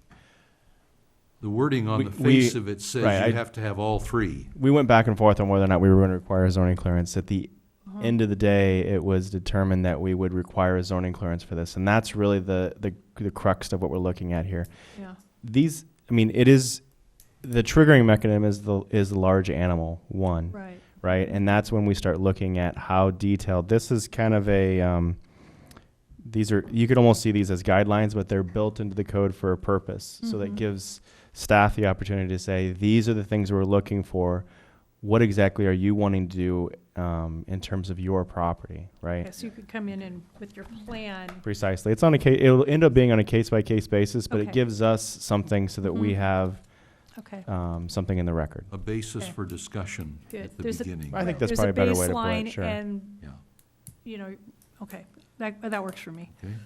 But Thank that- you. That brings up a question for me, which is, if someone had a large quantity of horse manure and wanted to do a composting operation, they would need to come in for approval? They could just do that? Commercial or Well, personal use? it's personal use. Let's say they have an orchard and horses, and they want to do a composting operation. For and keep it personal all So there your for question personal of use. That's kind of staff where I is, was how going does with that example Right. fit with what's written? Yep. That was my question too. Right. So once again, it's on a case-by-case scenario. So if the description itself has validity and depth to it in terms of, because what we're looking at here is removal, and if it's not being removed, then how is it being handled? Right. So, my question is, well, maybe this is part of deliberations then, about, Well, if you have an opinion on it, that's Well, part of I- deliberations. well, But I'm if you have a think- question, I have an opinion. okay.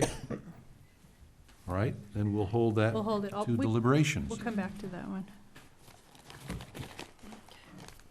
All right, then we will open the public hearing. I have two cards. First, Elizabeth Pepin Silva and David Silva on deck. We're just going to do it together. Wonderful. Get a volume discount on Silvas today. I know, we're a dime a dozen. Thank you for the commission addressing what we affectionately call this in our home as Manure Gate. And I'm happy to report that since my neighbor who started this whole fun process has moved, my lung infection caused by the manure has completely disappeared. So that's why To hear it. we feel that this ordinance is extremely important to adopt. We live at 809 Drown, and we are asking tonight that the Planning Commission please finalize and approve this much-needed animal ordinance, an ordinance that, as you all know, Ojai once had until apparently an administrative oversight removed it at the end of 2003, and also one that every city in Ventura County, except for Ojai, has. We're glad to see that the ordinance that you have created addresses all of our concerns. I do want to make sure that that two things that what I'm understanding, what we both understand, are being addressed. One is about the manure, and your example of if there was just one horse and it can poop all over, and it's just tilled into the soil after a time. Compost. That would, if it's causing dust, because in the summer the manure dries up and wind blows, and this is what the situation was at our house, the wind would blow the manure that was on this person behind us property straight into our house, causing the health issues that I encountered. And so that if there was a person who wanted to compost their manure, which I completely support on one hand because I do organic farming and compost my chicken's manure, but that if it's causing dust to go on a neighbor's home, that can be addressed, because I do not want anyone in this community to have to go through what I've been through for the past 3 years. It's been totally miserable. And I'm really happy that I can now exercise again without coughing all the time. The other thing that I want to make sure that is in here is that you do take into consideration that a lot of times buildings, as Commissioner Powers pointed out, take up a large portion of a property. For example, the property that was behind us causing Manure Gate was a 1 1/3 acres. But half the property was built upon. So you had numerous animals, at one time as many as 5 to 6 horses, 4 goats, a pig, many chickens, dogs, crammed into actually a much smaller space than 1 1/3 acres. And that's why there was so many problems, because all these animals in actually what was in reality a much smaller space. So I think that needs to be taken into consideration, because the 1 1/3 acre was not 1 1/3 acre at the end of the day. Otherwise, we hope that this is adopted, and we appreciate everyone's work on this, and we are glad that this is finally coming to fruition. Thank you. Thank you. Thanks, everyone.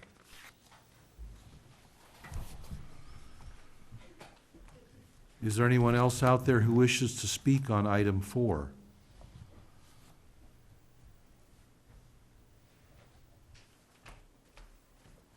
At least we know who you are and where you live. I already want to laugh, so don't make me laugh more. Okay, I'm Susan Francina, and Matt Summers said it was fine for me to speak. And I'm the City of Ojai liaison to Ventura County Animal Services. I'm connected to almost every rescue, dog, cat rescue group in Ventura County. I go to their meetings, and I'm the administrator of the Ojai Valley Animal Kingdom. We have about 4,000 members. So to start with, I would caution micromanaging the number of medium, smaller animals. I mean, if you did try to enforce it, you would just have to take your animals, the extra animals, to a shelter, and you would add to the burden of the shelter, correct? So what should drive the number of animals, I don't know, by the time it goes to the city council, I'll have thought of the right language, but to put something like 4 adult dogs, 4 adult cats, there's plenty of people who have 12 cats, not by choice, but because there's feral cats, there's people that leave the neighborhood, they leave their cats behind. These people are doing a service, because otherwise those animals would end up at the shelter. Okay, I know people with multiple dogs. I mean, there may be the occasional hoarder, but most people who have a lot of dogs have them because they're fostering, they're trying to keep them out of the system. So if the animals are well cared for, that's the criteria. And as I've pointed out before, one dog that's left outside 24/7 in someone's backyard causes more problems than 8 well cared for animals, because barking dogs are just a nuisance, lonely barking dogs. So that's one point. Oh, the other thing, yes, I would definitely strike the say adult dogs, because what if you end up with a pregnant dog and it has 8 puppies, and then these puppies grow and you haven't found homes for them, and if you're not allowed to keep them and find homes in the course of time, then they end up in the shelter. That's just one example that comes to mind. Does that make sense so far? Because ask me anything you like. Okay. And then as far as the distance from a neighbor's fence, I've lived in places where the next door neighbors had chickens right against my fence and was no problem at all, so long as, again, the chickens are well cared for, it's clean, doesn't generate flies. The sound of chickens is very pleasant and relaxing. So, it's just so much depends on the individual situation. And I can tell you that Ojai, if they get a lot of people, if they get wind of this, they're going to object to any kind of micromanaging. I really like what Bobby said, that this should be a tool in case of problems. And then even with the birds, the number of birds, there are people who will take an entire room in their house and fill it up with birds. They don't even keep them outside. Or, there's all kinds of scenarios. So I look forward to this coming before the city council, and I thank you for your preliminary work on this. It's interesting to watch the process. Thank you. The red light's on. I'm out of here. Is there anything you want to ask me? I'd like to ask you, so, Okay. so if we were, what would your recommendation be on if we combined dogs and cats, is there a number that you think would be? I would say Helpful no or more reasonable? dogs or cats that you can adequately take care of and are not a nuisance to your neighbor. Now, if that's too vague, I would not divide it up. You Yeah, know, yeah. and I mean, that's just off the top of my head. There surely is some way to say it so that you do have a tool if somebody has too many dogs. And this is going to be complaint driven anyway. We're not going to go door to door and check the number of dogs. So, but yeah, I wouldn't divide it up. And certainly not 4 cats. You know, you could have a cat that had kittens and you know, the things, and especially the issue of feral cats, you know, they're in someone's yard and, you know, it's, yeah.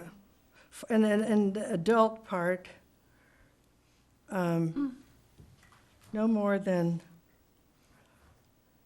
yeah, I don't know off the top of my head, but I'll struggle with it. Yeah, thank you. You'll see it again.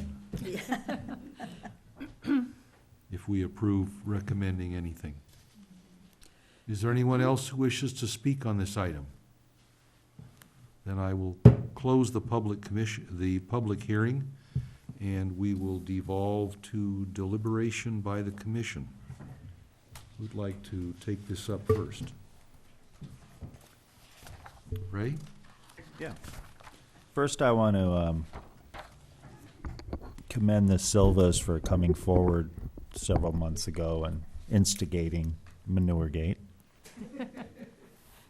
I didn't know it was called that, but I love it. So thank you for that.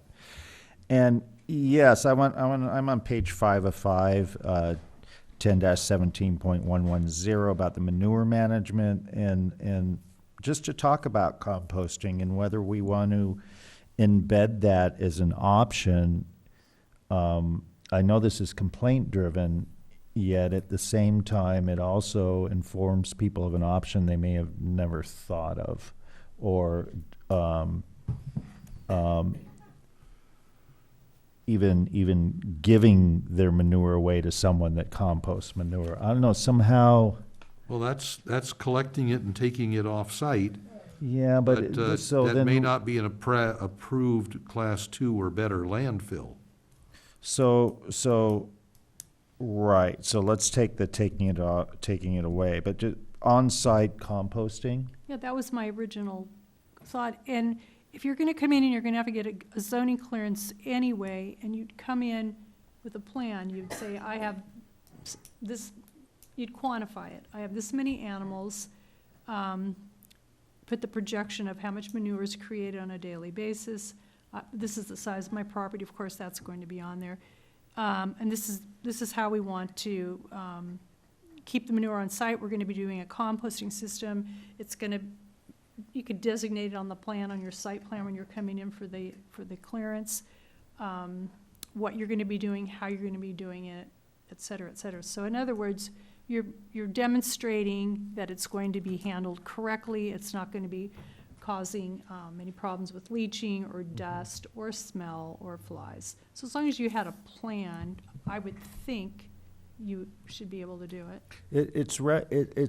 educating people to how they can somewhat replicate what's already happening at Thatcher School with the composting. The initiatives Watershed Progressive is focusing on. So there's a whole systems change happening, and this is part of it in terms of not having the manure leach into our waterways, what we can do with all the manure from all the ranches And this would be for on-site use, Yeah, not for for on-site hauling. use. In other words, you're not creating a commercial operation where you're taking your manure, composting, and now you're shipping it and trucking it out and selling it to someone else. It's Mhm. basically for personal, created on-site. The manure is created on-site, it's kept on-site, but it's processed Mhm. correctly on-site and kept there, reincorporated back into the Would soil. would you be amenable to adding another subparagraph under 110.2, a subparagraph D that says, optionally on-site composting with the approval of the director? Because we have to hold somebody responsible here for deciding if a particular plan is still consistent with public health and public safety.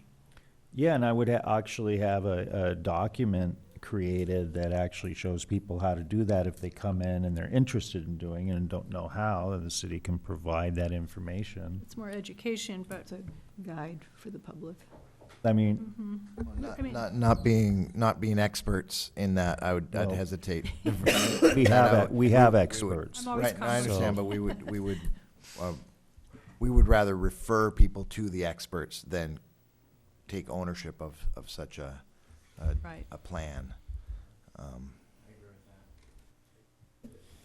But, Piggy- but sorry, just- ultimately, somebody here in the city has to say yes or no. That was my suggestion. Right, so we would With be the the approval collector of of the the director. documents. Sure. I just don't want to, I don't want the director to be put in that position to be making that determination just solely based on the description or even the idea. I'd rather have guidelines? defer that to some sort of a document that we then hold, Right.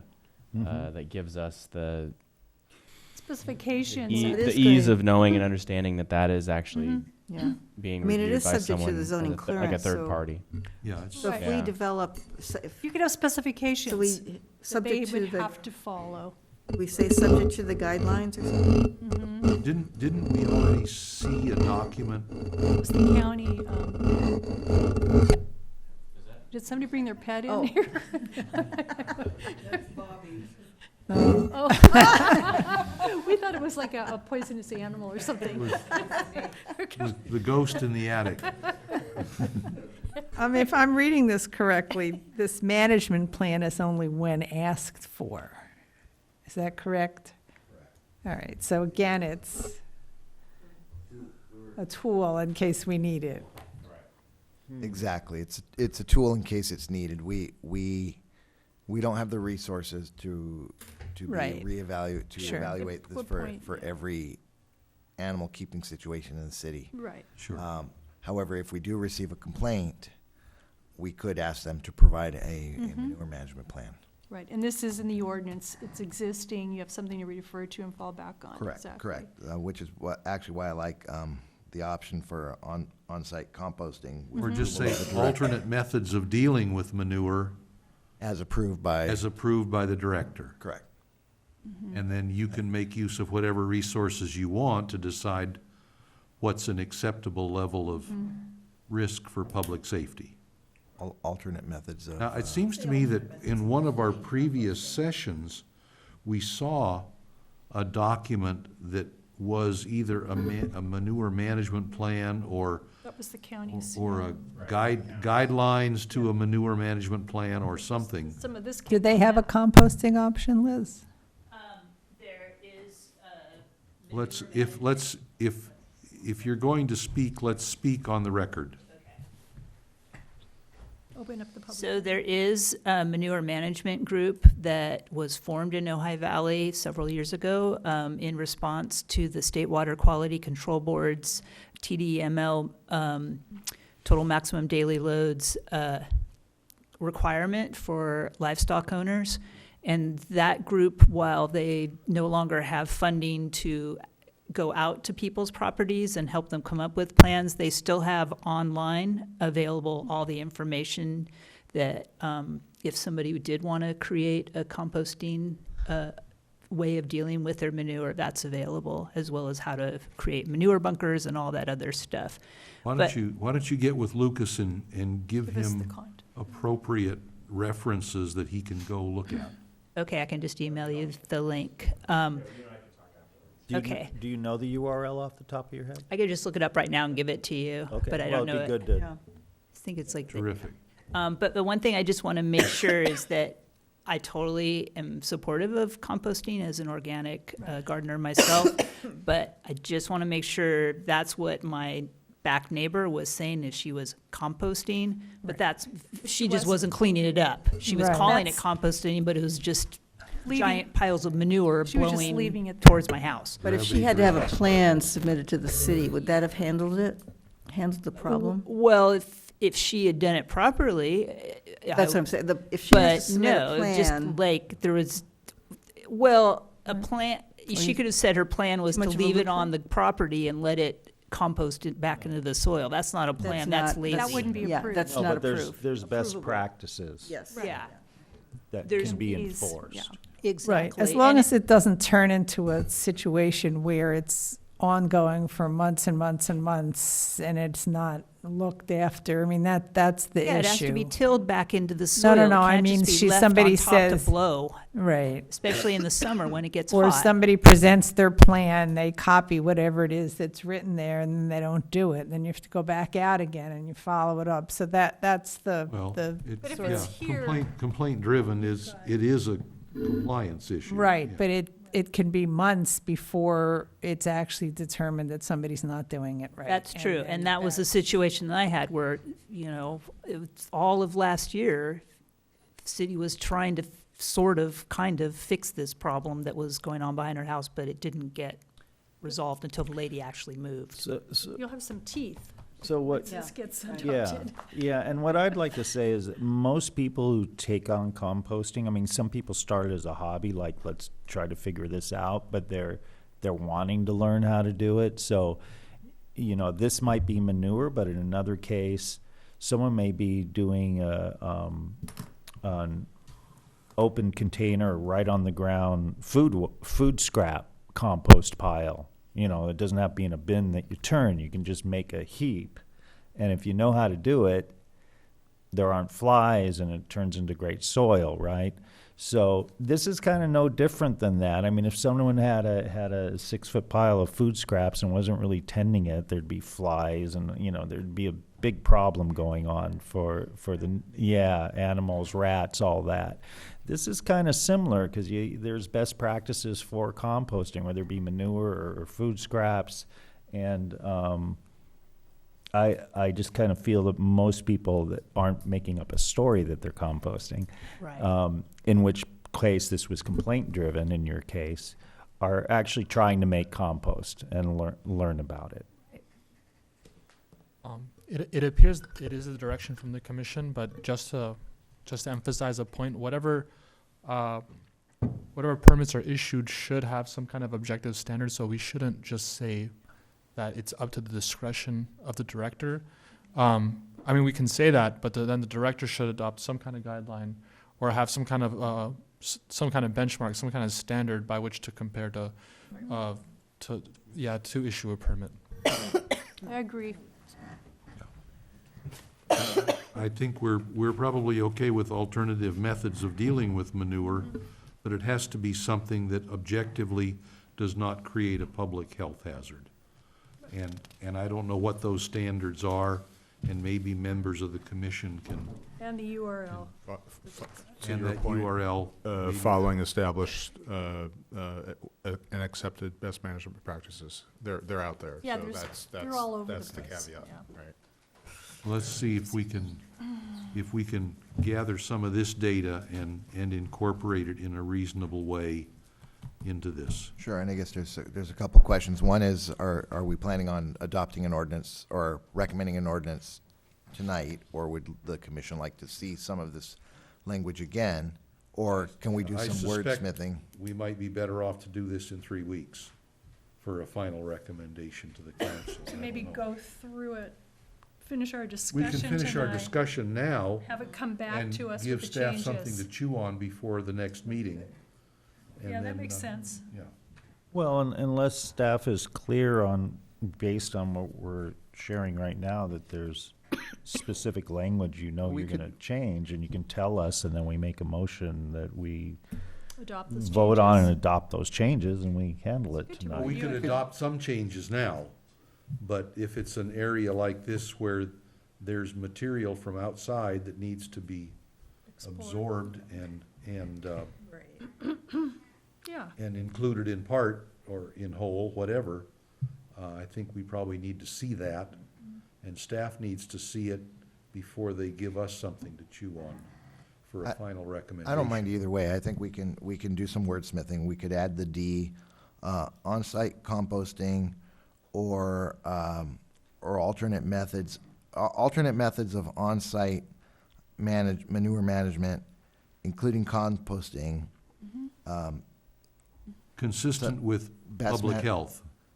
Consistent with public health and best management practices, subject to the approval of the community development director. Okay, would that work for you? I'm good with that. Great, okay. You could have the standards or specifications probably available, I would think. Correct. If you had, if indeed you had to share that with someone to say, this is what you need to do, how to do it. And alternatively, that gives the public an opportunity to come in Yeah. and present us with something that may not be on our radar, a new process. Exactly. Great, yes. Vermiculture could be one. Oh, vermiculture is great, Right, yeah. so- Yeah. And you can use the manure to do the vermiculture. Right. While we're on the manure management, I'm not sure if Where this this is. is on page 5 still. Yeah, this is on page 5, I guess since we're right there. We were talking about the dust management, which I agree on. And I was looking through, and if I missed it somewhere else, just stop me. But I'm wondering, would that be the place where we'd want to put dust management? It doesn't the manure may not be there and you still could have dust. So I don't know if it needs to be a separate section or if it would fall somewhere else, but I think it does need to be addressed somewhere. Or if it's under the animal keeping standards, So the dust control? dust control, we have a statement, Did I really, miss it? within the standards, which is, I probably did, sorry. which is I, which reads, any impacts such as odors, dust, Oh, and you do, flies you're created right. from the keeping of animals must be, right, so. Okay, good. Got it. I knew I thought I saw it, but I just missed it. Thanks. Okay, problem solved. Okay. Check. I have one comment on that page, 5.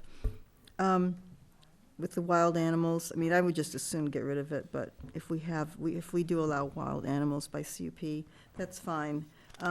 But I don't want to preclude people putting bat houses out, because they're good. Right. Like owl boxes, we can do a bat house. Mm-hmm. And so I just want to make sure that would not be But that's not subject to a C. Is that animal I don't know.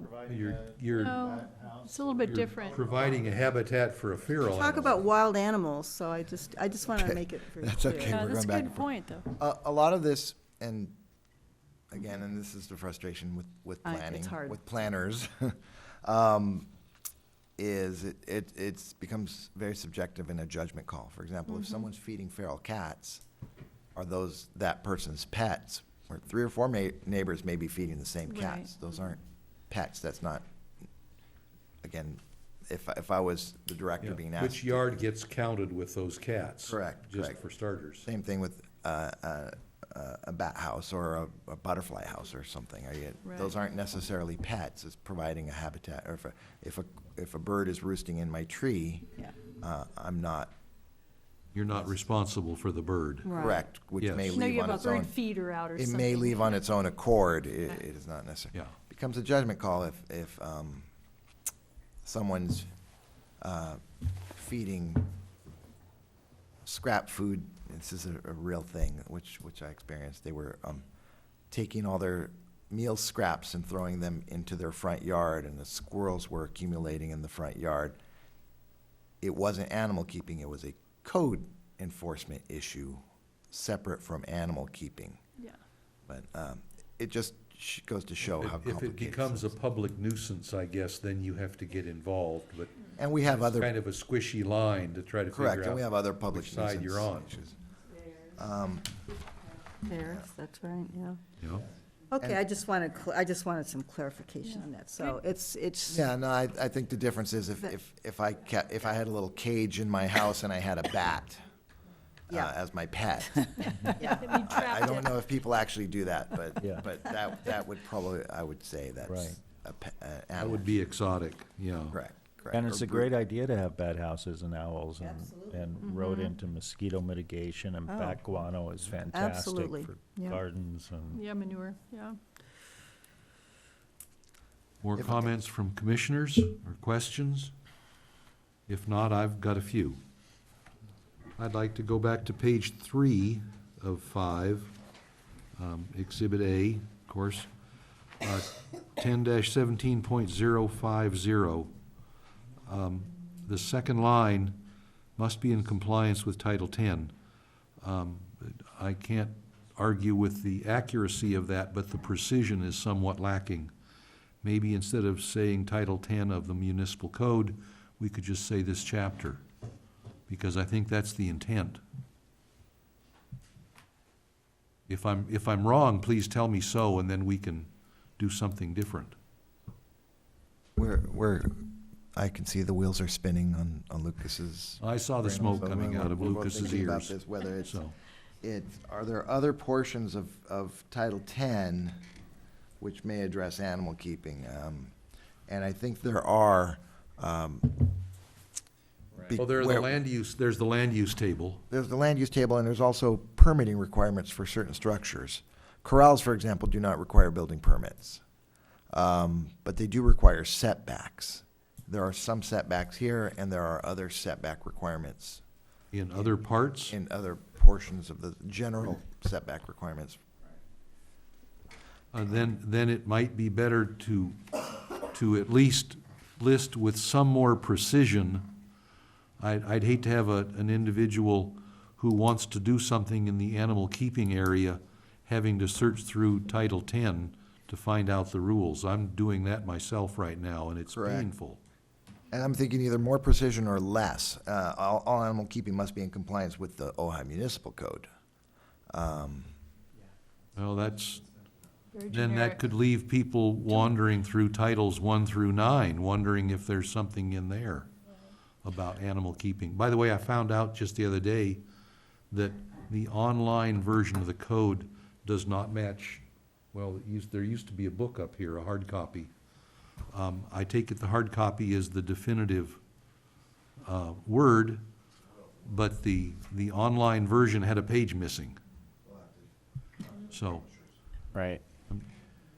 Getting back to the animal. what's the best way to handle this? Yeah, so there's a couple different ways. One is to, as Chair, as you just mentioned, to keep it living within the proposed chapter. I think the concern with that is we're essentially putting it within this tight ball and not allowing for the potential for it to be outreaching to additional chapters and or even the entire municipal code itself. Noise, for example. Alex had just noises. Okay. Yeah, so the noise, that's a good point too. Right. I think it's identifying Title 10, but I almost would say pursuant to the Ojai Municipal Code, so that way it's all Noise encompassing. regulations are not in Title 10, as I recall. Right, correct. So that's why I'm thinking broad it should stroke. be even more broad than what we have here. Because there's examples that we can probably provide throughout the code that aren't necessarily just in Title 10. That's why when you first made that point, my wheels were turning in terms of what other areas could this touch, and I'm thinking it touches more than just Title 10, although that's what was originally in here. as So you might proposed. suggest we just delete the words Title 10 of. Correct. But to your point, But you're gonna get a lot more questions that way. Well, where do I have to look in the code to find the other rules about animal keeping? to your point, Chair Quilisi, if there's no, because the municipal code is going to apply regardless, whether we say it does or doesn't, all the other sections of the municipal code still apply unless Unless they're overridden by expressly- state code or something, yes. or if we've expressly said that the rest of the code doesn't apply. Unless we've expressly stated the other portions of the code don't apply, the municipal code applies. So I was thinking if, as you kind of pointed out, it's too general, if it doesn't have any utility, maybe it's worth just taking out the line. Okay, is that all right with everybody? Just strike that second line? Because It's redundant. it's It's implied. implied, yeah. It's implied by the existence of the code. Yeah, yeah. Okay, I do notice in 10-17-060, you mentioned Table 2.2 and Table 2.6. That's gonna change again in a subsequent text amendment if we actually construct a consolidated land use table. So, I have to think about that. That'll be another text amendment. I'm wondering about Oh, okay, down. 070. My first thought was adding a sentence to that, something about wild or feral poisonous animals found in the city must be reported to the city, or Ventura County Animal Control, or something immediately. They're not, it says, shall be kept or maintained. Those are not animals that are kept or maintained necessarily by an individual parcel owner or resident of the city, but I don't think we want to hold people responsible for feral poisonous animals that happen to be found on their property either, other than to tell them, go do something about it. Right, and to that point, we had mentioned, or the commission had mentioned, examples of those types of poisonous animals that may be You're going to kept as find pets. rattlesnakes around the edge of the city at least, Right. if not in the middle.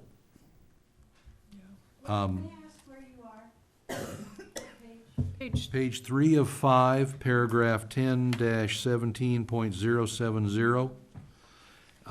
The question of tarantulas and scorpions as pets came up. I'm wondering if we might add that to one of the categories in the very last paragraph, 17.120, and just include them there. And 10-17.070 could then say, cannot be kept or maintained on any property in the city except as provided in 10-17.120, where you could, Conditional use permit then to have one of those. well, Is that correct? yeah, I guess that would. And I don't know if that's a reasonable thing to do. If you have scorpions in an aquarium in your house, is there any danger of them getting loose? I think there probably is. Certainly.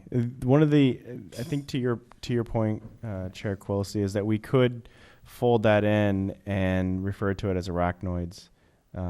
Like what we're doing here, we're using really kind of the scientific term and then Right. giving it kind of a layman's term. You have done that. Right. Right. Well, so you're saying you want to prohibit those? No, or- I'm saying 070 would say, under no circumstances may they be kept or maintained, except as provided in 120, the last paragraph. Okay. That still leaves the provide staff, the director at least, with the option of saying, if there's some other poisonous Well, I think we, spider you want to keep, then you can decide if it's similar to and included in 120 or not. I think we might have, that's a great idea, but I think we might have an alternative way of expressing this, I'm sorry. Okay? Under no circumstances shall any poisonous animal, except those commonly available in pet stores or something like that. Well, we came very close to banning pet stores around here at one point, didn't Well, we? you'll have to go down to Ventura to buy your scorpion. We did, or Yeah, or okay. commercially. Except those commonly commercially available? As Well, pets. No, because So- people sell rattlesnakes too. Okay, well, We, that we brings. did have something in here as pets. Why do you I mean, need this that? is only comes up as a complaint, so. Yeah. I'd say leave it the way it is. Because it's going to be the rare, Just say no poisonous animals? Yeah. Then you're saying, I can't have a tarantula pet. And it would, I've, in my, They just bite. Well, scorpion might they're be- irritating, not They just poisonous. bite. nonetheless, Well, lots, dogs bite, Sometimes. yeah. it,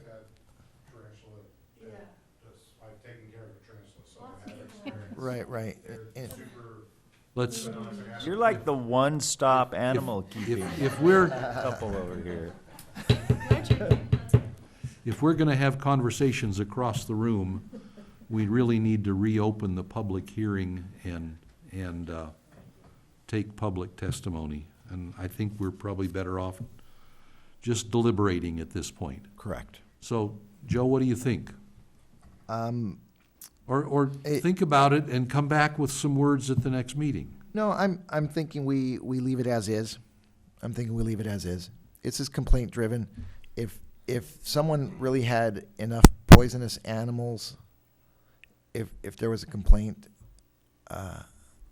Okay, stay silent on tarantulas and scorpions and move on, correct. okay? I have a That- legal that's question what- regarding this. Chair. Please, go ahead, Ray. Is it illegal for someone to capture a tarantula or a horned toad and make it a pet? To capture and what, I can't. A tarantula or a horned toad or something that is normally wild? I'm addressing what you said commercially. Rattlesnake. You know, when I lived in Matilaha, I mean, there's a tarantula season there all over the road. If, you know, someone's hiking out there and goes, I want to take this home, is that legal or illegal? I think it depends on if the animal's a protected animal. Protected animals, it's definitely illegal. If it's not a protected animal, I think you can keep it and domesticate it. Well, with the code where it is right now, with being silent on animal keeping, it's not illegal, I think. State law, Although- state law makes the taking of animals that are protected illegal, so. Yes, Right. so it depends on the animal that you're talking about, sure. I'm specifically referring to non-poisonous snakes. I mean, who's going to take a rattlesnake home, or tarantulas, or a horned toad, or Depends something? what church you belong to. Yeah, well,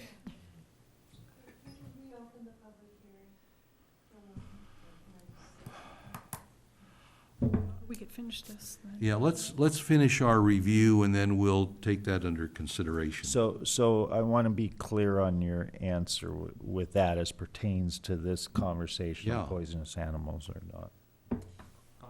So I think it depends on it's on an animal by animal basis. We'd have to review what the state, which types of animals the state protects. If the state very well might protect the animals you're talking about, especially if they're endangered species. Most definitely it does.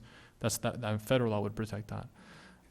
So it really depends, I think, on the animal. Okay. Okay.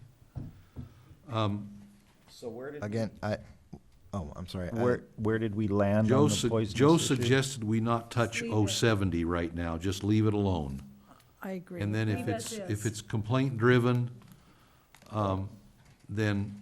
then the code compliance officer can go to that parcel owner and say, you know, it's not legal to have that tarantula farm in your back bedroom. But what happens after that, I don't know. You call it a misdemeanor or,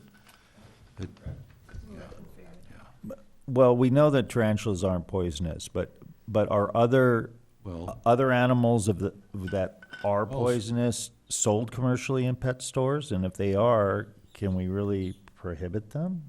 Even though we don't have pet stores here, but I would- Ventura does? I would think it would be difficult. Well, no, we could, but it doesn't seem fair. Right.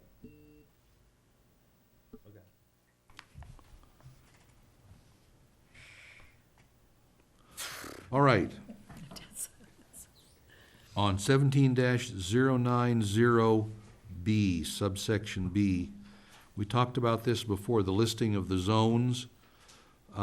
As it reads right now, it could be interpreted to say that a conditional use permit is required in any of those zones.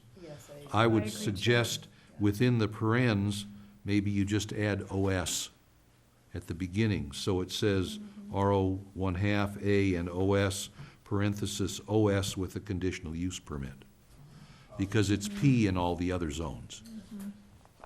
And the same is true in subsection C on the next page, second line of subsection C. I would recommend that. And, Can we go back one? Yes, just sir. One step to the issue of the number of adult dogs and adult cats. mhm. As planners, we like numbers, They're easily enforceable. It's easily understandable by the public. I do understand that we do have performance standards, and it's based on nuisances and impacts as well. For small dogs, inside have much less of an impact than one large dog outside might. Right. It seems. However, we're used to seeing numbers, so Right. and most codes have a number of dogs and cats. As We you put say, a- it's easy to understand, easy to enforce. And we put a number in there. Well, what's the pleasure of the commission? And it seems that by saying adult, if an adult has a litter of puppies, They you're don't not, count. they don't count, right? They don't count. Yeah.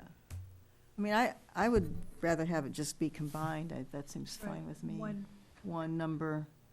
No more than I- 8 adult dogs or cats. Yeah. And any combination. That- Or any, But- yeah. but- That says you could have 8 adult dogs. I Right. want to refer to what That, yeah. what Councilwoman Francina said a moment ago, though, is that litter of puppies is going to grow up and become an adult dog, and if they keep them all, and we have a number that's too low, if someone wants to keep yeah. all 6 dogs, then now they're adult dogs. What? It does happen. Normally, my experience has been four dogs is a pretty normal number.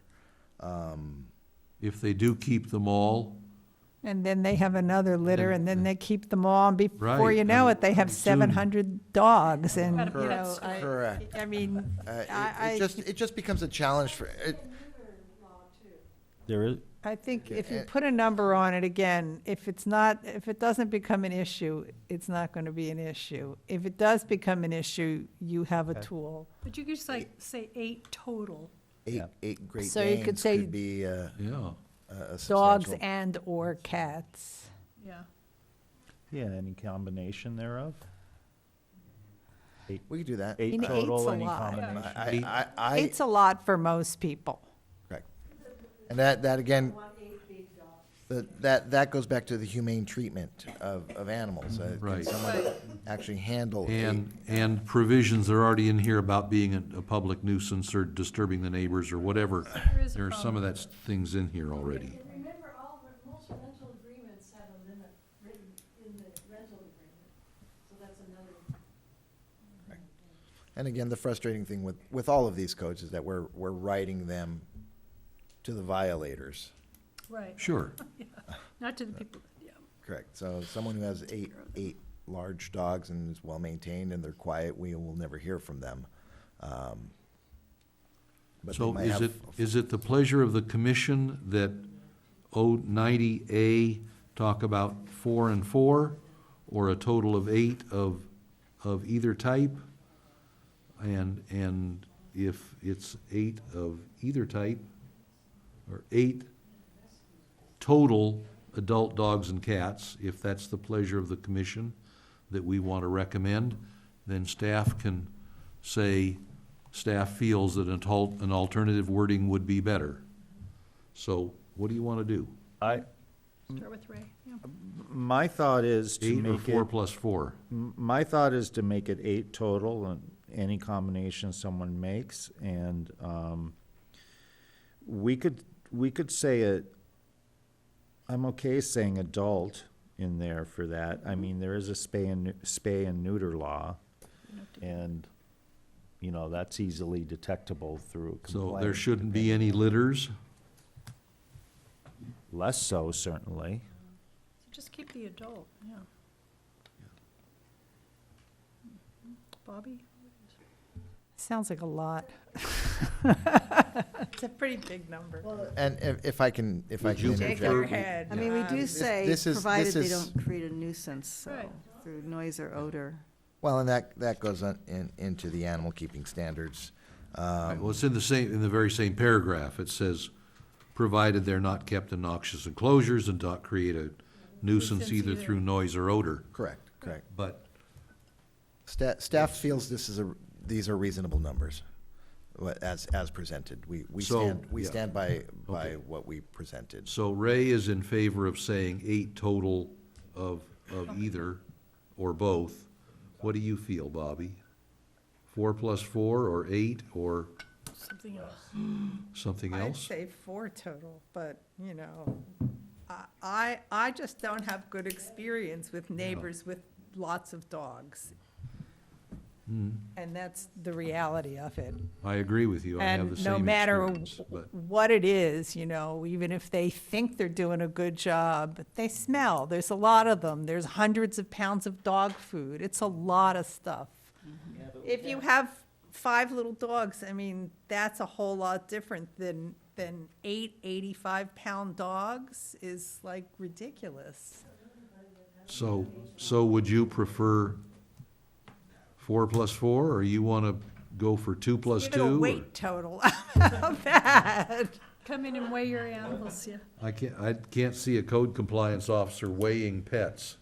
I don't know how else to do it because there's a big difference between 8 5-pound dogs and 8 85-pound dogs. And maybe they're not lumped together as the same animal. A small animal maybe is, you know, under 25 pounds. So what is your suggestion? So we can't, running around What would you like weighing all to the see animals there? in town. What would Well- you like to see there?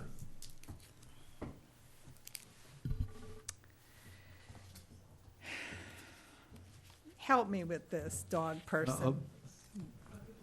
We're, we could we're, go through and then come back. we're in deliberations. Let's let the council, the commission members speak first. Yeah, council's gonna deal with this again, whatever we recommend. Well, I think that there is a difference between a tiny dog and a big dog. And I don't I think you think- can just call it a dog. Okay. So what would you suggest that read? So I would say, you know, 8 small dogs up to X number of weight, or 4 large dogs above that.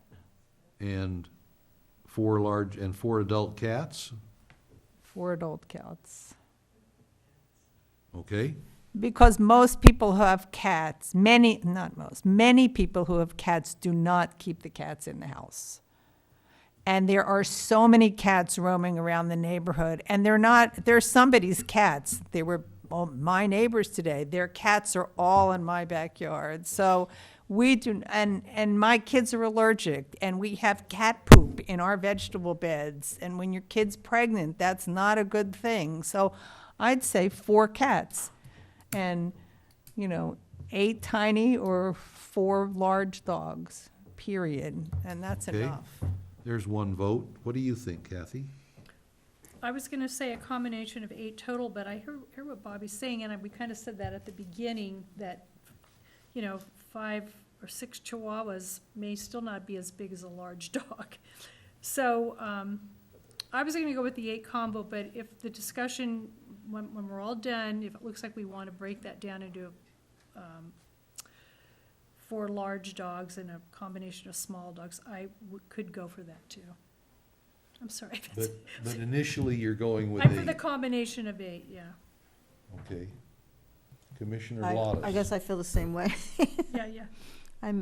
It's a tough I mean, one. I understand, yeah, the problem is a with tough one. large dogs, a bunch of large dogs. Most people don't have So, if we kept it at 4 large, 4 Understanding that we're gonna cats. have to define large dogs. Yeah. Yeah, over Something a certain over, weight. We've something over. We've defined large, medium, and 45 small pounds, I don't animals know, just in terms 35 of, pounds? species, They- not in terms of weight. A lot of condos define animals by the weight they can be. You know, they limit it at 35 That's a pounds. good reference. And what's that usually, 25 pounds, or? I was thinking 25 or 35 they usually use, I think. Yeah, I was thinking 50 pounds, we could say. 50 50's a good for a large. Is a good size, Over that's a 50. good sized 50 is a dog. big dog. My 2 dogs are about 50 pounds, so we could say. Right. So throw some words at us, Joe. No more than 4 adult dogs over 50 pounds Each.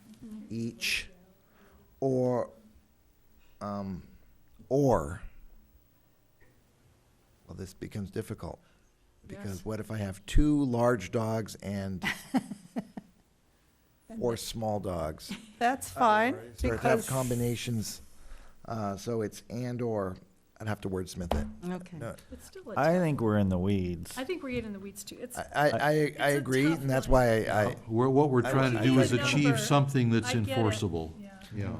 Well, again, this is complaint driven. So if someone has 8 large dogs and they're out of control and they're barking really loud, We have that clause. We have that. that becomes very subjective, Yeah. Commissioner Powers. If So what happens even though if- things are complaint driven, that doesn't necessarily mean the complainant is right. So what happens if there's 3 large dogs next to you and they're barking out of control? Or We're two of them. creating a There's nuisance. one large dog It's barking a out of nuisance. control. It's right there. falls it's into all a nuisance. Right. last of that paragraph. Right. No matter whatever we end up deciding for the number, we have that no matter what to fall back on. It's like out Nuisance. on the road, you have posted speed limits, Right. but California has what's called the basic speed law. You can't drive faster than it's safe for the conditions. So you still have that overriding. So what do you think, Joe? As I mentioned before, staff stands behind this number. It's a reasonable number for most people. For adult dogs and 4 adult cats is Yeah, reasonable let's for leave it. most people. We tried to come up with a number which would cast a wide net. And And we would if stand you behind have, it. if you have more and it's not a nuisance, nobody's gonna complain. Correct. The other thing is I know we've said this a couple different times, but I want to emphasize code enforcement compliance here. If it's not an issue and there happens to be 5, we're not going to go out and look Right. for. Right. We're not looking for the problem. We're looking for the Right. solution. So let's leave it the Should we way. just leave it? Yes. I'm happy to leave it 4 and 4, Leave it the the way way it's it written, is. and go on. Same here. Of course, it'll go to city council and they can hash it over. All right? Well, it was worthy of a discussion. Well, It's a tough one. I if we mean, walk all the way around the tree and wind up in front again, That's okay that's too. fine. We've thought about it. Yeah, we vetted it. Right. We thoroughly right. vetted it to the best we could tonight. On page 4, subparagraph E says the keeping of domestic animals shall be permitted in all residential or mixed-use zones. And I thought we could add to that, subject to the limits in 10.2.17.090A, because that does set limits.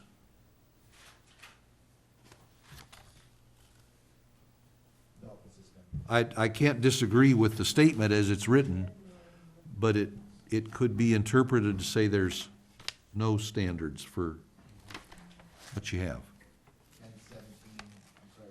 Oh, just, 10.2.17.090A.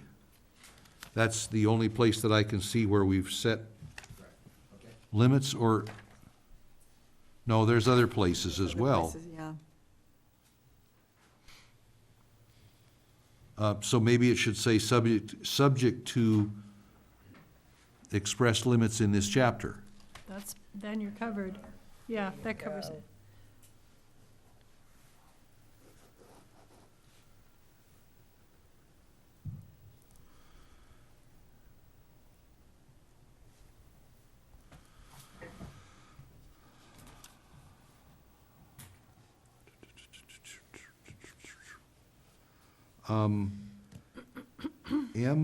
M and N on that page both say pursuant to Article 24. L says pursuant Article 24. I think we need to put the 2 in. We already talked about R, I think. Yes, we did. On But we didn't, I think we said we were gonna try to combine. just to yeah. say, unless otherwise Specified. specified in this chapter, Yeah, I have that that on leaves you the out Yeah, of going to O if it's necessary. exactly. On dot 110 on page 5, and I have to confess to the public here, I have relatives who have a pig farm. A pig, by this definition, is a medium animal. Is that a commercial operation or just a residential Um, pet? pet. No, it type. wasn't a pet, they don't have pet pigs, they have. Commercial. It's a commercial operation. Right. But I was wondering if we should say on the first line there and on the fourth line, where it says facilities for large animal keeping, if we should say facilities for large and medium animal keeping. Because the medium animals includes pigs and donkeys and all kinds of Goats stuff. and- Yeah, that's true. It seemed like something that we might want to do there. Yep. Line That's good. 3 of that paragraph, it says disposal of such waste pursuant to Article 19 of Title 10. There's a chapter missing. There's a chapter designation listed in there. I don't know how many chapters of Title 10 have an Article 19. I didn't scan for that. But it would be better just to say Article 19 of Chapter X of Title 10. Then a citizen reading this ordinance will know exactly where to look. Right. Thank you, Steve. Glad you caught designated before. Bobby got that, yeah. So Steve, given yes. what you just said about a chapter missing, are there then chapters missing on page 4 or 5, N and O, where it's referencing Article 24 of Title 10 and?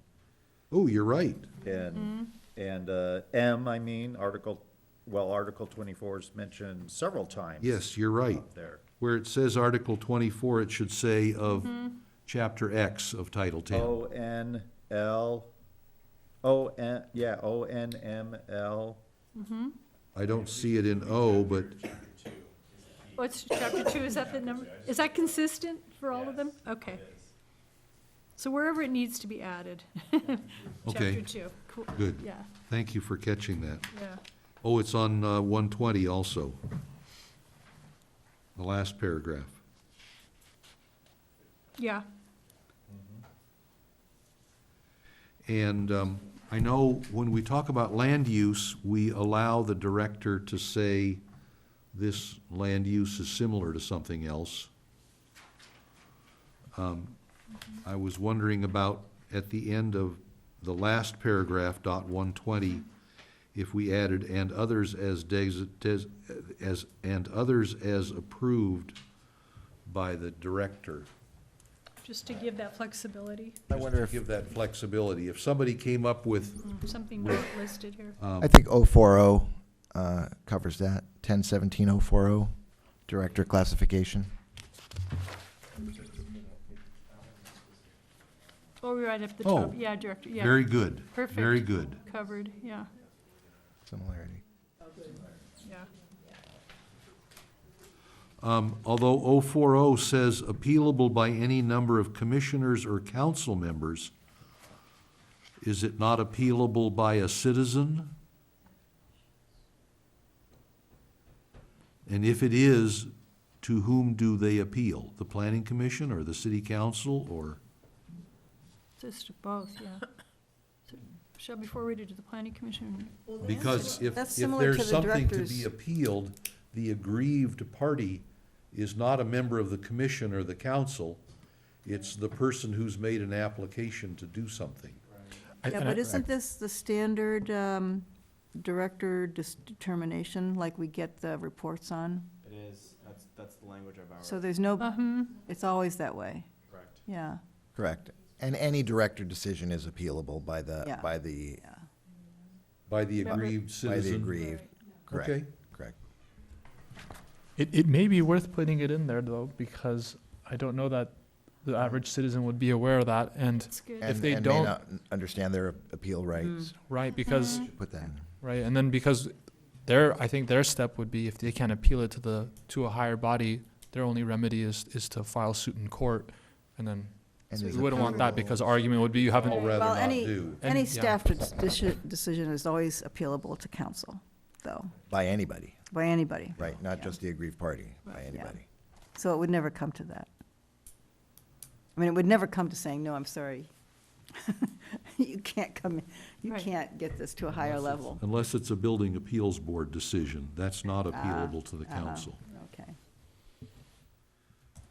All right, do we have any others, or do you feel like you have notes that have captured all of the discussion here? Are we agreed on everything at the moment? Well, one other thing, what about the lot size excluding building coverage or something to that effect? We didn't, I mean, we talked about it as a concern, but we didn't really resolve it. Or I know we discussed it, but before? I think we agreed that the performance standards That's right. and Oh, existing address that. setbacks Addressed it, yeah. would address Okay, that sufficiently. Okay. Then are we ready to? So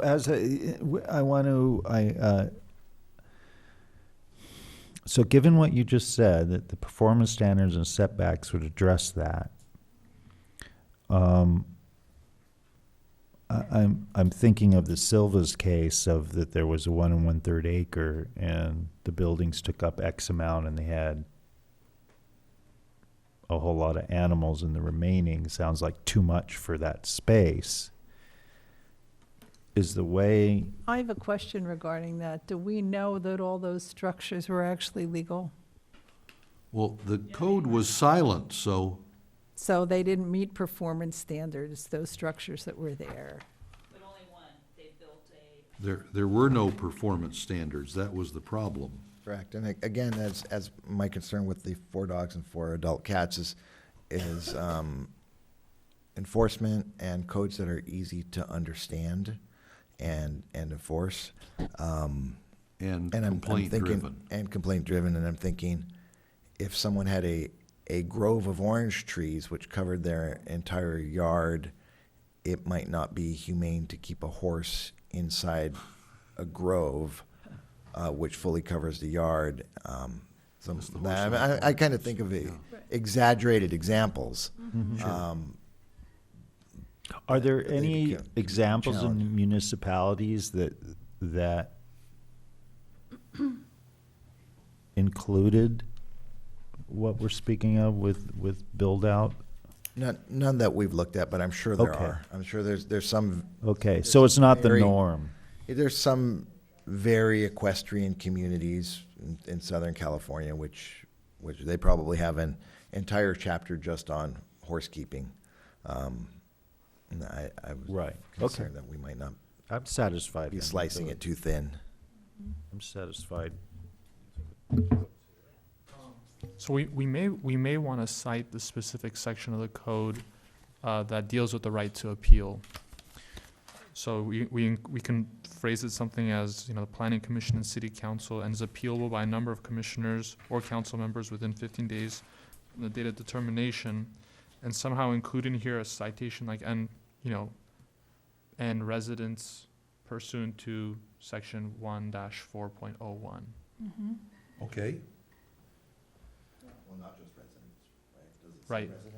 No, it's not just residents, right? Any person. Any person has Well- right to appeal. Any person. Aggrieved party, I guess that's what we called it. Well, are we saying we're going to enforce a set of standards on a resident of the city, because that's the only people that we can enforce standards, based on a complaint from a non-resident? Is that, Well, for instance, like if you lived in the Arbolata, and, part of the Arbolata's in the city, there's in the county. that's true. What if in the city you had too many dogs and dust and noise? The person that lived in the county across the street certainly, I would think, Should have the right to complain to the city complain to the about city it. of Ojai, and Okay. and if it wasn't handled correctly, then, that's just an example Yeah. that came to mind. So we're just referencing the standard appealable, the section on appeals, so Okay. it should be If taken that's care of. general enough to handle the situation, then good. So is staff comfortable that we've captured all the recommended changes here? I think so, yeah. Is the commission clear on what all of those are? So, I'm pretty good. I'd love to have you go through them just to make sure that we all know what we're voting on if we're gonna vote. Okay. So without reading them again after there's a motion, assuming there's a motion to approve the amendments, which there's not a lot of them, and I'll start on page 2 of 5. Add the title, Chapter 17, Animal Keeping. Page 3 of 5, under Director Classification, after the existing appeal language, we could say, and any person pursuant to Title 1, Chapter 4.01. We are not changing 070 at all, poisonous animals. 050 we were changing. We are strike out Right. the second sentence from 050, yes. 17090B, clarifying OS with a conditional use permit. Right? Same correction for C, adding OS with a conditional use permit. E, the keeping of domestic animals shall be permitted in all residential or mixed-use zones, subject to the express limits in this chapter. My next correction is L. We will add Chapter 2, Title 10, Chapter 2 of the Article 24. Pursuant to, yeah. Pursuant and- to Article 24 of Chapter 2 of Title 10. Right? Same correction for M and N. Right? The next one I have is R. Minimum side or rear setback of 5 feet shall be required for any animal keeping structure or enclosure unless otherwise specified in this chapter. Correct. Right, good. On manure management, facilities for large and medium animal keeping uses. Twice in that paragraph. Correct, twice in that paragraph. And pursuant to Article 19 of Chapter 2 of Title 10. Great. Large and medium. I'm jotting down the second one. 2B, designated instead of designed. Yeah. Adding a new sentence, 2D, on-site alternative methods of manure management, including composting, with approval of the community development director and subject to best management practices. I will craft that a little more elegantly. Yeah. 120, Article 24 of Chapter 2 of Title 10. There was one other missing word in 110.2, before you get to the sub-paragraphs, should be disposing of manure. Disposing of manure, okay.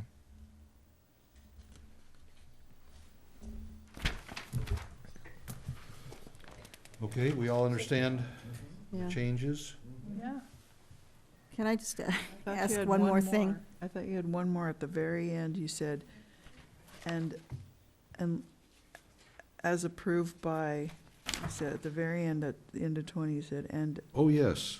No, then we referred back to director classification under Okay. 040. That's right. So that was We not, had it, then we it turned out didn't not to be strike. Yeah. necessary. Correct. So is there any interest on the commission to have the roosters permitted Right, we missed that. on a certain size lot Oh, yeah, and we above?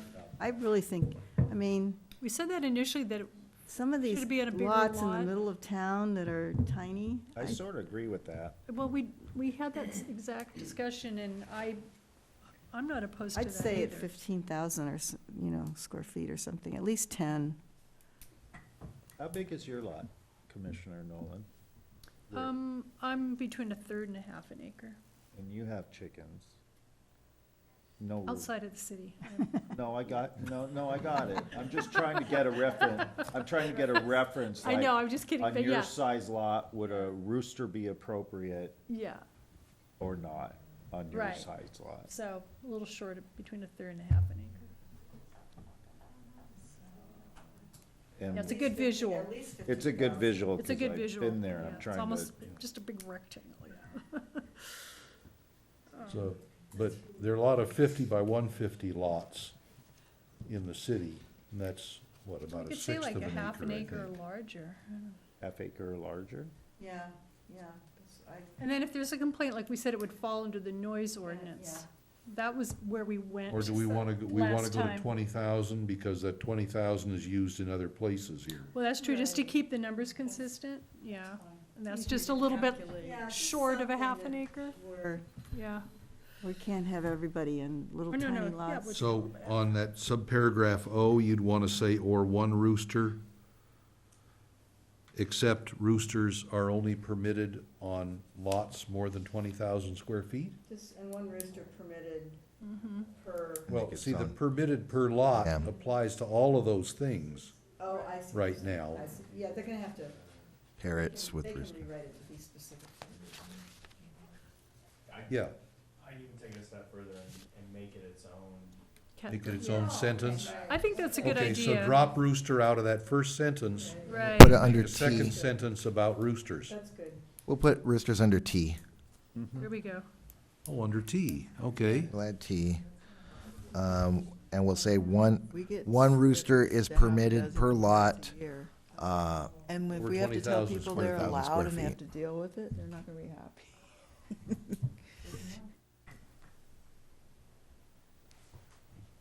Okay, thanks for remembering that. Mm-hmm.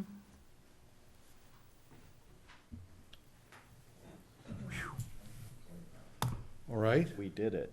if we're happy, then we ought to have a motion and a second to approve this text amendment as amended. I'll move to approve. The animal keeping. Recommend I'll approval. motion to recommend approval of the animal keeping ordinance with changes as discussed and written by staff. And, I mean, with changes approved by the commission, recommended by staff. I'll second the motion. Terrific. Any discussion? Sherry, let's have a roll call. Powers, Yes. Corbin, Yes. Nolan, Yes? Solcy, Yes. Lottis. Yes. Motion passes. Hooray.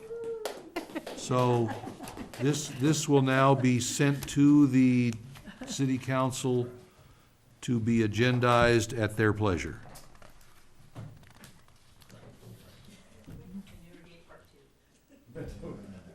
Yeah, manure gate part two. Thank you, staff, for your Okay. patience. We- This is turning out to be a good working relationship, I think, and I Yeah. thank you for that. You put a lot of effort into this, and then we put a lot of effort into going through it, Right. and we work well together to come up with something that everybody's happy with. I like that. All right, we'll go on to item number 5, quarterly item, commission to evaluate developed proposal. Oh, sure. We actually- Let's take 5 5 minutes. minutes Oh, perfect. Thank you. and come back with item 5.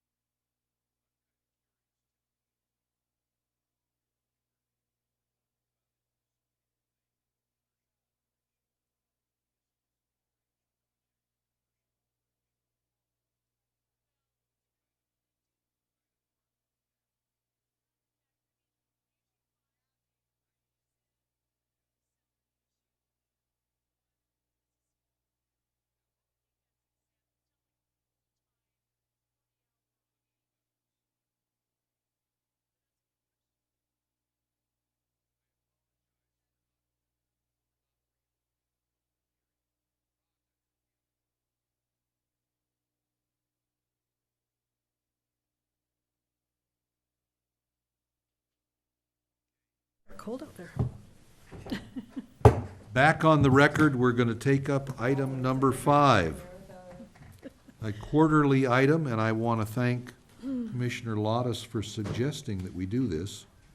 I don't think that we need to take a lot of time, but just to find out from staff on, in this case, 987 West Ojai Avenue, the installation of a Tesla supercharging station and associated equipment and tree permit T 18-018 to work in the drip line of protected oak trees at 987 West Ojai Avenue. For the public, if there's anyone still listening, that's the Boku property. And as I recall, they asked to put in 6 or 12 Tesla charging stations there. I couldn't remember if it was 6 or 12. But the point of this item is just to say, now that it's all done, staff, how did it work out? Did everybody comply with everything? Is staff happy and all that? I just had a quick question, kind of protocol. So if we have a discussion on something that's already been approved and it's gone through, my question is, I happen to have worked for Boku and had interactions with Tesla that did this, and I was absent the night they voted on it, so, or I would have recused myself that night. But can I be a part of this discussion, or should I recuse myself? I'll defer to the city attorney. We're not asking for any decision. you're not. There's no decision. It's just a discussion. Yeah, Exactly. If there's no decision being made, then there's no conflict of interest. that's what I thought. I just wanted to be upfront about that. Yeah, I Okay. mean, I see this as just an object lesson for us as commissioners to, hey, how'd we do? Did, Yeah. did it turn out to be a good project, or are there things that we Mm-hmm. did well, did not so well, that kind of thing. I would, Correct, and that was my understanding, was that it was really more for the commission to Right. discuss it, other than, Right. not really an audit by staff of the conditions or anything like that. Mm-hmm. Right. Just kind of come back and I say, would "Hey, like hey, to did this come out like see- what we wanted?" in terms of judging this, the last drawings that they presented to us after we asked them to change the charging stations, because they started with the big ones and then they did smaller ones. And the charging stations are fine. I mean, it certainly would have been nicer. I wasn't too crazy about this project. I would have loved it on the other side of that parking lot, which is totally covered by foliage. And this is like the first thing you see when you come into town. Here we are, Tesla. But I don't remember all those 6-foot-high red signs on the drawings. And I think they look kind of awful. I think if they were either A, lower, or B, white, like the charging stations, they would have looked a lot better. We also asked them to, We talked about screening. We additional also talked- Screening of equipment. yes, but we asked them to change the charging stations that had all that red on it, and I don't remember the signs having red on it. There's signs that say 30-minute Tesla parking next to every single charging station, and they're 6 foot high and red, and I think they look terrible. And then the screening, I don't know how many years it's going to take for those bushes they put in front of the white things to actually. I mean, it's such an eyesore, honestly. I just don't see any screening at all, and. No, and I then that think- whole, with the side, I took a picture of it today that I think looks terrible. I mean, what's done is done. I'm just thinking for something that comes along in the future. I think we really need to look. So these are the signs that are there. Maybe we need more detailed plans, but landscape plans, but I think we really need to be There's careful lots with of them. screening on this kind of thing.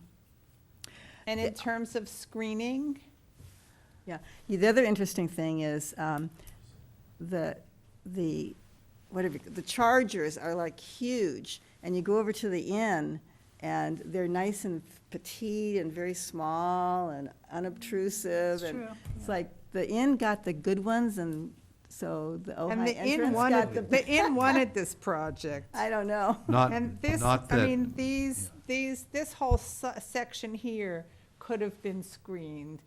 And that's where those big green electrical boxes are. Now, maybe you can't get within 3 feet of them, but there's, that whole island could have had foliage in it. We asked them to, no? But you see, you can ask, it's like, Well, didn't we condition that? yes, but so what happens if like at Topa they had bushes that were supposed to go in and they all died? I mean, how do you, that's the problem with that kind of thing, when you request that it be softened with such and such, and, the thing is this high, and the little bush they planted looks like this. Oh, so maybe we need a more developed landscape plan that they should have brought back Yes. to us? I don't know. Yes, This and- condition of approval number 10 says screen all electrical transformers. We have the resolution here Oh, on the okay. back. But did we have a plan? Did we have a plan that actually showed what they were planting? And I don't know. I don't know. I don't want to beat a dead horse. Well, I guess the question I have is, did we condition some things and they weren't met?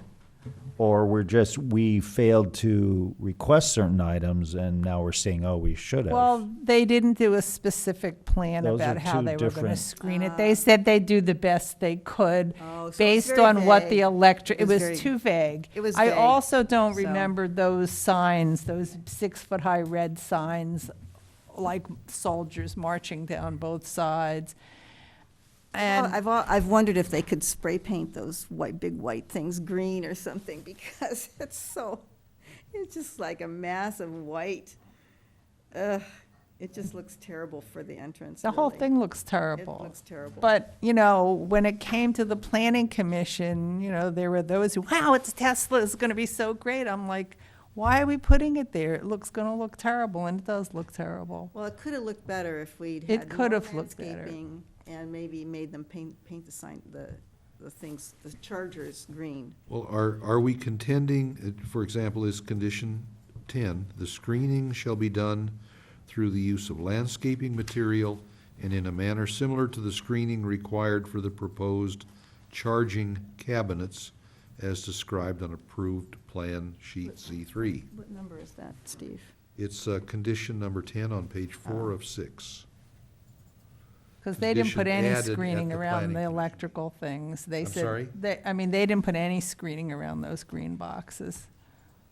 Well, that's what I'm trying to get at. Did they not fulfill on something that they told us they were gonna do? Well, it was very Or are vague. we looking in retrospect What- that we didn't ask Or should we them? have conditioned it more precise? Yes, Yes. yes, Probably that's the case. yes. I wasn't at Planning Commission the night that this came through, this item.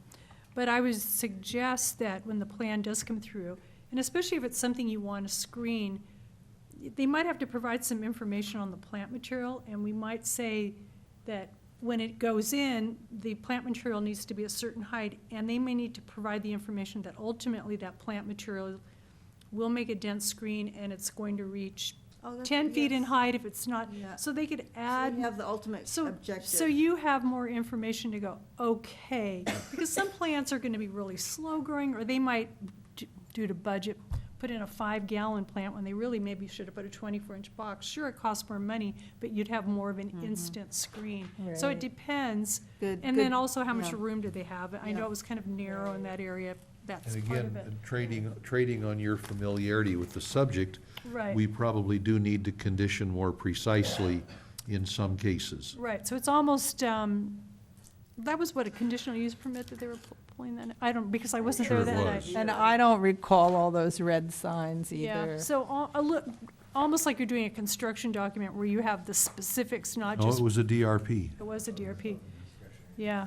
So I think where there's something screening where it really is gonna make a difference, it's visible from the street, we may require, we want not just the name of the plant, but how many and the size. And Good maybe point. their some specs that we say, no, Good it needs to point. be a certain height Right. going in. Okay. And as far as those electrical boxes, Right. they said, we will put whatever Edison allows us to put, Whatever that means. Go whatever ahead. that means. But when you see it in place, there's so much space other Around than it. near, right up to them, that could have been totally screened. Right. From a landscaping standpoint, I'd just like to understand something. We typically you do see conditions regarding landscaping, and in some cases you do actually see requirements. I've seen this lots of cases where there's a requirement for box size or even Right. gallon, Or something a to that level. landscaping plan that winds up specifying some of those things. Correct. Even if it's conceptual, typically you'll have something that covers that basis. Exactly. And there's 2 points that I was thinking about here. One is sometimes when you end up having plants that are smaller, the chances of the success of that plant is greater. That's true, depending on. Right. And then the vice versa to that is if you tend to have larger plants, in the effect of having that coverage immediately, in some cases those plants don't necessarily survive, so then you're replacing that plant. I defer to you only because I am not a landscape architect, but in the history that I've seen this, that seems to be the growing trend. Right. So my experience, and I also have a background in horticulture and in contracting, but definitely with California, like native plants, for instance, it's almost better to go with the smaller because they have a more touchy or finicky root ball. So the chance of it succeeding, it's better to plant small.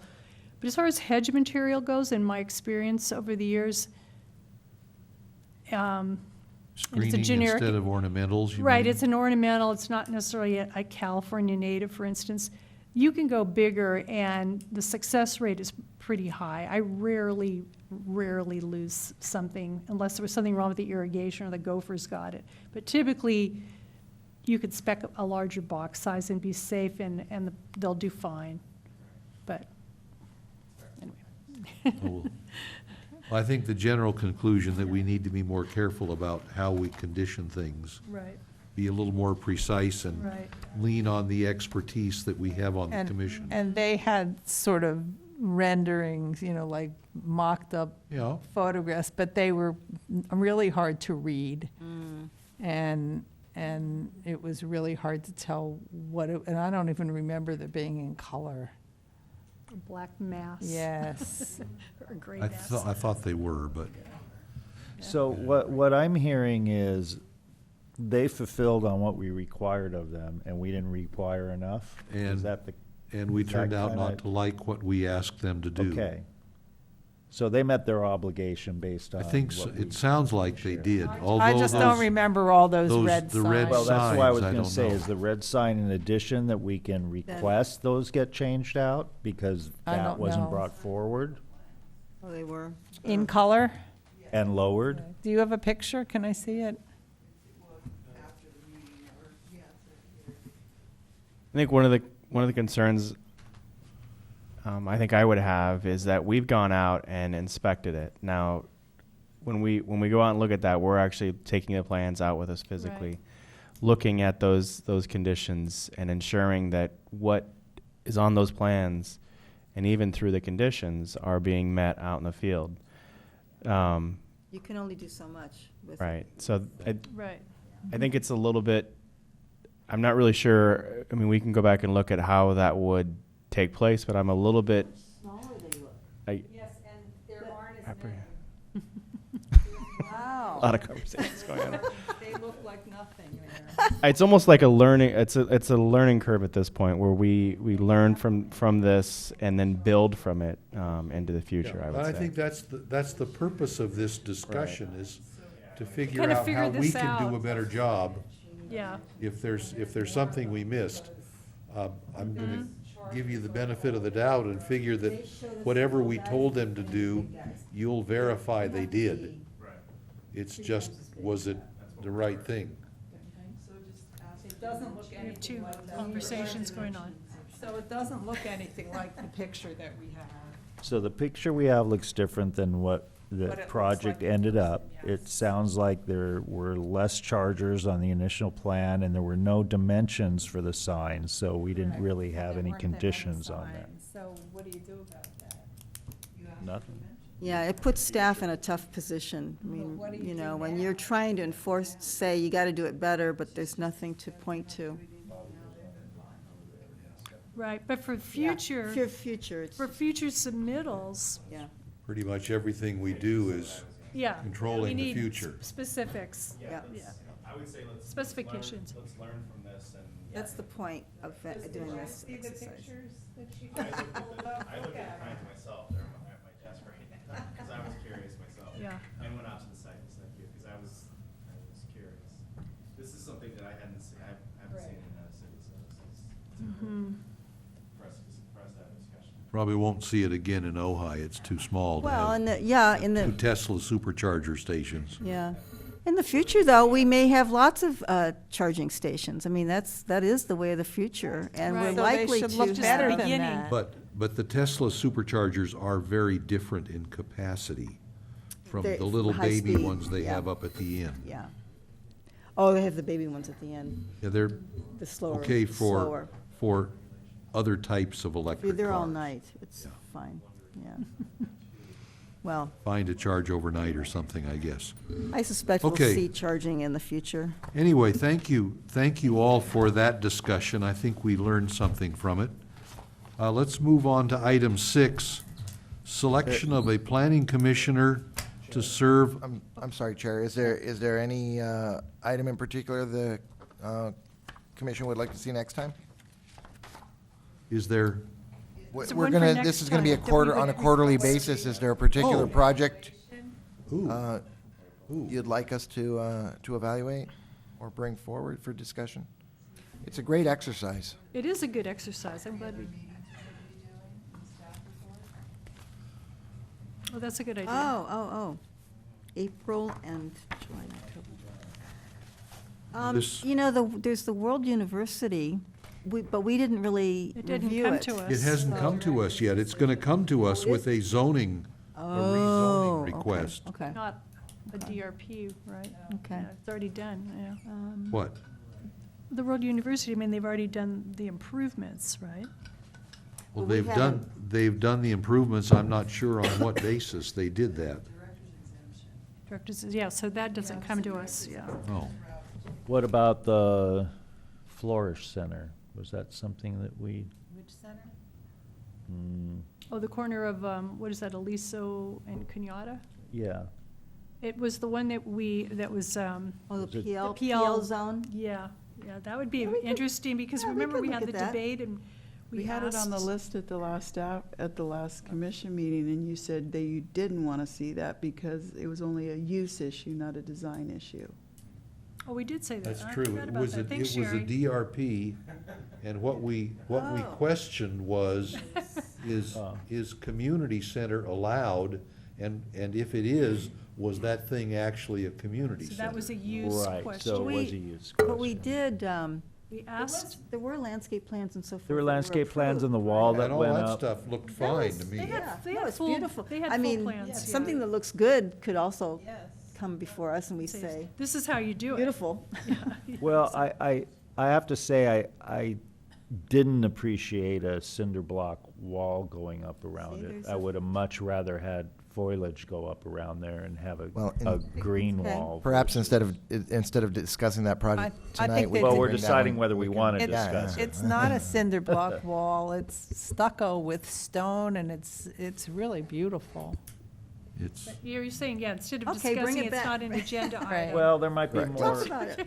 Or is about there the- another Sounds like, project? Does it sounds sound like that? there's What enough about the on that Sane subject, Center? on that one to bring back. So- what is the Sane Center? The Insane Center. Next to Hip Oh, next to Cafe, HIP. next to Porch. Oh, it hasn't been No. finalized, Oh. she said. The one in the Arcade Plaza? Well, no, Montgomery and Matilaha. It's on the Next to corner. Porch Gallery. On Matilaha Street. Montgomery and Matilaha. Right Used to across be from the funeral school. home, Oh, yes, okay. So now it's a restaurant and the Sane And Center. then there's like a Okay. meeting, fairly large Yeah. meeting room. Yeah, all right. The chapel is now the Sane Center, and Right. How about the barn at the Ojai processing Valley area Inn? is now the vegan Oh, wow. cafe. Oh, yeah, that'd be a How good about the one. barn at the Ojai Valley Inn? It's final. Barn ever come before the planning commission? Yeah. Or was it ministerial? Oh, no, it came Hey. here. It was here. Huge. Oh, the barn? That came. I had to be, again? I That recused came myself here. because I was on that project, but. Okay, let's do the barn next time. Okay. Okay. The Ovis Barn, okay. I saw it for the first time about 2 weeks ago, just walking around the inn. It wasn't where I thought it was. All right. Let's go on to item 6. Selection of a planning commissioner to serve on the public art jury for the paint box project. I thought I was already on that. Is this a separate item? That, my understanding of the code is the public art jury is per project. It's not a, Huh. so they've asked, this came at the request of the Arts Commission, to appoint a juror for specifically, the paint box project is the utility, painting the utility boxes. There's several throughout town. And the Arts Utility Commission, companies don't object to that? some do, some don't. Some have given us permission, some have not. All right, well, yeah, I do remember we gave Ray an assignment to go do something with the Arts It Commission. had to do with the Capri Hotel? Capri Hotel jury, Yeah. John Murray? Oh, so this is different than that. Different. Yeah, this is different. Thank you. correct. This Well, is, this Is is, there anyone else on the commission who is interested in being part of the public art jury, either for this project or, well, I guess we'd do it project by project. I could be interested. My question was, did they have any sort of a time frame or schedule? Just how often they're meeting? It's going to be for 1 month or 6 months, or is it probably be just 1 or 2 meetings to evaluate the for like a art and couple the months or artist, something? Yeah, the art and the artist, and, I would do it. Volunteer, unless somebody else wants to. I was gonna say I could do that too, but if you want to, fine. If Sounds you're like we already, if you're already part of Park, that may be enough, I don't know, I would want to know their schedule too, what date it's gonna be. yeah. And it sounds like if Calendar's filling we're up. we might be rotating this in a way when other projects come. Okay, so I could do it. Anybody else want it? I think you're it. Do we have to vote on that? Okay, great. I'll be noticed. Noticed, Okay, good. more than you noticed. Because there's not a date, any Okay. date to, So I guess Start let the on it. Arts Commission know that Commissioner Nolan is gonna be our contribution to their public art jury, to the paintbrush. at least for this job. All right, item 7. Anything that we want to discuss here? I see, there's a lot of future planning commission hearing items coming up now. and we will be adding as a standing item, general plan update on, Right. and it'll go in both directions. Sometimes we will be updating the commission, and other times we will be asking the commission to give us feedback. Okay? Good. Is this an AT&T store? I think it's the central office. The central office, correct. Correct. That old stucco and barrel tile roof building there. It's the northwest corner of Blanche and Ojai Avenue. Correct. And what are they, that's coming up at our next meeting, what are they asking for? Well, we're actually working with them. It's suspended right now, as we're trying to work through some issues. They own, AT&T owns the building and the parking lot behind the Ojai Valley Museum, Right. Yeah. which Yes. AT&T is trying to, wants to dispose of that as surplus property. So, however, it is required parking, but since the central office has changed usage and there's really no. Since no there's no permanent staff, hardly any Permanent part-time staff there. Correct. People still come to work at that building on occasion, so we're working through all those issues. I don't want to get into the whole analysis tonight and Okay. what all the issues are, but, Just a quick question about that. What if at some point AT&T sells the building and something else different goes in, then what would they do for parking if they didn't have that associated? Good lot? question. Yeah, I think if somebody else Since parking is bought the always an building, issue. then if they proposed to buy the building, I would hope they would come to us beforehand and find out what other requirements are attendant to them buying the building. Right, but if they didn't have that lot, they would be, you know, it could be an Yeah, issue. depending on the use of the building, they might Right. need that parking and they might not, yeah. Right, anyway, just a question. Okay. Oh, comprehensive sign program, oh, that's for that building where we did the lands, where the city did the land swap to put the walkway in back to the arcade, and now there's a, Comprehensive signage is supposed to go in. Yeah. All the new units there. yeah, because I think they had subdivided it so there's 3 or 4 potential different Right. operations there, yeah. Well, that should be interesting for February then. And maybe in February, we'll see 1440 Daily again. Potentially. Okay, any other questions there on, Well, I have a question based on our joint meeting we had. Is there anything on the agenda that isn't based on your question of what do we want council for us to look at other than if we have time on an agenda to do a stakeholder meeting? well, I thought we asked if they wanted us to look at the tree ordinance again, if they wanted us to look at, what else was there? They didn't answer. 2 or 3 things, they did not answer that. So there's nothing to was- really debrief because they didn't Right. We give us an answer. We have to wait for direction from them if they're interested in us looking Right. at it. Okay. Yeah. Which we kind of knew already, but we We were We just offered pressing some the question, items, yeah. yeah. Got no answer. What, do we want to start inserting some discussion about stakeholder meetings on different topics, or, you know? Well, I think, as Joe said, we're gonna add to each meeting's agenda a discussion of the general plan update. Now, we can decide to go do land use one meeting and like circulation one meeting, Housing, and housing one meeting, yep, open space. Because and keep going through those, or pick up some of the others if we wish. I love how many residents showed up tonight about a particular situation they were Easement was concerned definitely about. a land use So some question, of these, yeah. you know, if we're gonna have a stakeholder discussion, some of what you just said, I could see could be really important conversations for the community to be involved with. And then how do we get a wider notice out somehow that we actually get bodies here?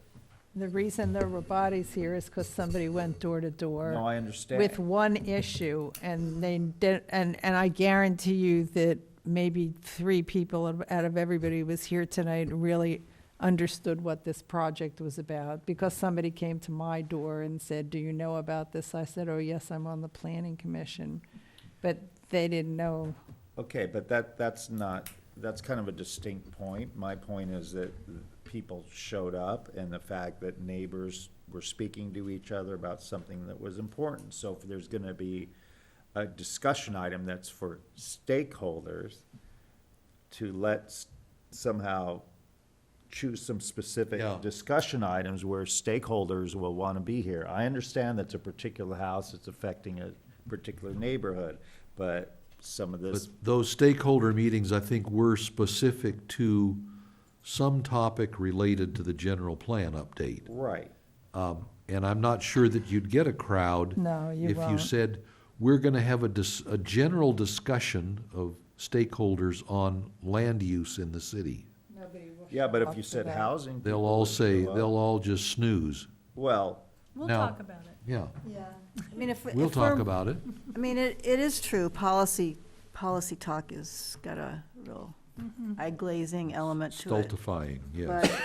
but if we define But what even land use is. hillside development, even that you know, to me, that was coming up in my mind tonight, Right.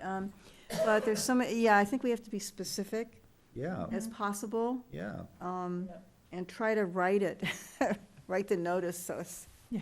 I don't know, get the Is there, excitement okay, level up there. is there a, because Lucas and I are gonna get together in a week and try to flesh out the February 5th agenda. And if general plan update is on there, is there a particular element of the general plan that you would like to kick off with? And if so, are there aspects of that element that you would like to see publicized on our agenda? Well, maybe if we could have a lead-in, more of a general, general plan, just a little opener to talk about it with the. Maybe to identify maybe what with those the- things Just are. to kind of let us know exactly what we're doing, and maybe, I don't know, is the consultant supposed to be here for any of those, or are you guys doing it? It'll be us. Okay, so, and, because I had some questions, for example, is the town sergeant planning, that planning project neighborhood that planning? never got finished, is that gonna be part of the, we could talk about budget, maybe, There with was the some, I first, think. with the first discussion, you could just, it was pretty quick and dirty at the council meeting, so maybe we could just talk about, you know, the general timeline and how, the phasing, how do you kind of think, how are you thinking about it? Okay. That's what I was gonna suggest. Yeah. Intro to the general plan update, Yeah, good. all right.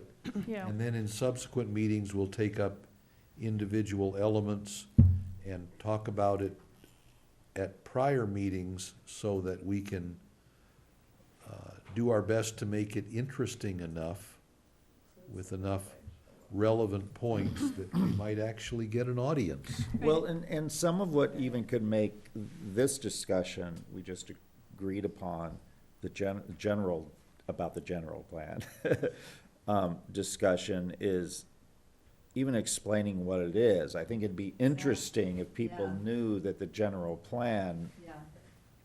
What is it? is the document Right. that defines the culture of our city. I- And I don't think people know that, so even a general discussion could very well be of interest. Yeah, agree. Right. And I'm just wondering, and I know I brought this up last night at the joint meeting, I'm sure the consultant is gonna, or we're gonna get some information, you know, scope of work and kind of a timeline of the workshops that they're gonna be doing, independent of what's gonna be happening in the planning commission, but possibly if we could coordinate it or maybe fill in the gaps, because people may wanna go to both so that we're not redundant, or maybe it's good to be redundant, I'm not sure, but just some sort of a coordination with their, the schedule of That'd the be good. consultants. That's good, yeah.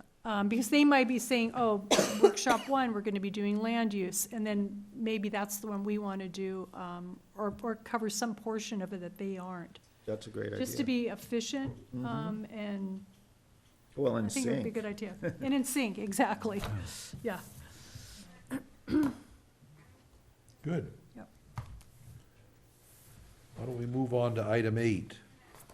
The liaison schedule. I understand Commissioner Nolan, excuse me, Vice Chair Nolan, did the city council meeting last night. I know, In error. I know she was here, and she was there because I was. Yeah, we Me too. yeah. Yep, right? Yeah. I remember Ray speaking. Corroborate It was, so our it was story. actually Commissioner Lodge's, but I'm not sure if I wrote it down, like, sometimes, you know, it changes from agenda to agenda, and I had it in my date book, and then, or did I just see Kathy and I went, you know? I'm not sure what I did, but anyway, I was there. Should I just get? Kathy. Yes. So, should I just give a quick, brief Please. report? All right, I'll just start at the beginning. I thought one of the very moving things was, and sad but happy, was that Chief Freihoff was leaving, and he just gave a wonderful essay that was a kind of a tearjerker for me, actually. I mean, I just felt how fortunate our city was to have him here. What an asset. And anyway, he gave a great presentation, and then we also were introduced to our new chief, Jose Rivera, and he sat in on the rest of the council meeting. An academy classmate of Freihoff. That's right, yeah. Normally, I don't get into what everybody was saying during that period, but I just felt like that was really important. And then another important thing, too, was Laura Ward from the paper got up and spoke, and it was about the Ventura City Water lawsuit with property owners here in the upper, or in the Ventura River watershed. And they are going to be having a workshop at the Boyd Center with 6 panelists. And you know what? I didn't hear the date. It's in January. I don't know if staff has that, but I felt. It's in the newspaper. It's in the newspaper? About 3 Okay. separate meetings coming up. Okay, and so this isn't one that the Ventura City's putting on. I believe this is one that locals are putting on. And I Right. believe it's the Ojai Valley News. The 25th. Okay, good, thanks. I wrote January Jan. 25th? Yeah, and I felt like that was worth sharing. Do we know what time? I'll find out by then. And then another thing was at the Ojai Democratic Club, and this is open to anyone, doesn't matter what affiliation you are, political party. On January 27th, they are having a presentation from Channel Keeper. Channel Keeper is the nonprofit that actually ended up suing Ventura, the city of Ventura, who then did this countersuit. But from Channel Keeper will be there talking about that, in addition to Steve Bennett, who's going to be running for the Assembly for the state of California. All right. I'm just flipping my agenda over because I took notes right on the agenda. Oh, and one other announcement, too, was the City of Ojai's Climate Mobilization Committee. They are having a workshop on Saturday, January 25th at 9 a.m. at Nordhoff High School cafeteria. And I don't know if there was an end time, if it was. 1. Oh, it's 9 to 1, thank you. I missed that. Okay, so 9 to 1. Which date was this again? Saturday, January 25th, starts at 9 a.m. I thought the other one was the 25th. Did I make a mistake on that? Oh, the Boyd Center one is on the 25th also? Maybe it's and that's at night, I believe. It's, oh, maybe that's a conflict. No, they're different. They're different, okay. Yeah, the one that I didn't write the date down was for the one at the Boyd Center. Excuse me, there's that, hitting my microphone. You did not? Oh, I have it. And, you know, with the Climate Mobilization Committee, I mean, we're definitely going to want to coordinate with them. Yes. And I think there's going to be other committees that we'll really want to coordinate with in For the terms of the general general plan. Exactly. Because we really want some real strong, I mean, I do. I do too. Really strong policies on climate Yeah, change. Yeah. exactly. Ray, did anyone have a firm date on that January Boyd Center? Oh, you're still looking? I'm getting it. Okay, I'll continue on, and then when you have it, just let us know. Oh, then the next public hearing item was a text amendment regulating certain internal combustion engines, including landscaping equipment. And they decided, it originally was leaf blowers, string trimmers, and non-riding lawnmowers, and they decided to add additional landscape equipment that was battery operated. And I didn't write down every single one, but there was hedge trimmers, et cetera. Pole saws was Pole one. saws, right. Yes, and it was supported by the Climate Mobilization Committee, and the motion passed. And thus, in 3 or 4 months, it will be illegal to Right. use an internal combustion lawnmower Right. or edger or string trimmer or leaf blower already. Right. Well, leaf blowers are Or in certain- pole saw. This is citywide. It's citywide. Yes. And I have just one question, because I'm not sure that I got this. Is this just for commercial operations or for everyone? Resident, That private was- property owners? That was anywhere in the city. So that's good, okay. That's really important. I knew it was all throughout the I city. did think it was, the comment was pretty interesting, because I didn't realize it, but the power companies and, you Right. know, various other governmental entities have their leaf blowers in all over the place, and Yeah, I think they're exempt. I didn't realize that was going on, so Right. they need to, But does they that need to get on also- the yeah. bandwagon. Does that also mean that when Edison comes through to do tree trimming, and they get an encroachment permit or whatever it is that they have to get from the city to go do that, are they gonna have to use all electric equipment? It's the electric equipment that's been identified, so chainsaws Right. is not We're not included, Oh, right. chainsaws were Yeah, not. I made Okay, note of that's that right. too. Mhm. But if they're doing cleanup with a blower, which a lot of times they do afterwards, they'll definitely have to do it. It's no different than any other landscaping company. Right, oh, here it is. Okay, so it's a community town hall meeting, January 21st. So this is the, Which one is that? here we go, it's at 5:30. Oh, is that the Boyd Center? Yeah, this is at Sarasota Park Boyd Center. Ojai's organizing to protect its water rights, be involved. And what day is, I'm sorry. what That's day is- okay. January 21st at 5:30 PM, Sarasota Park Boyd Center. The Community watershed lawsuit town hall meeting. workshop or some such? You'd come in there. They don't say it's a workshop. Well, I know they're having a panel, So, yeah. and then I'm sure there's just questions, and discussion and what have you. I'm guessing, but I do know they're having a panel. 6 experts will There you speak go. and take your questions. So it's Tuesday. Okay. At 5:30, To okay. take that back. Okay, good. Oh, and then I'm sure, so another public hearing item, number 3, was the text amendment regulating accessory dwelling units, which is all near and dear to our hearts. One that we recommended, yeah. Right. And so this was to bring the city into compliance. I don't know, I'm not gonna go through all the items, nor did I write them down, but some of the key changes were the thing with the size limits. That was probably one of the biggest ones. The issues with parking or no parking, depending on what type of ADU, whether it was a garage conversion, et cetera. And it passed. Yeah.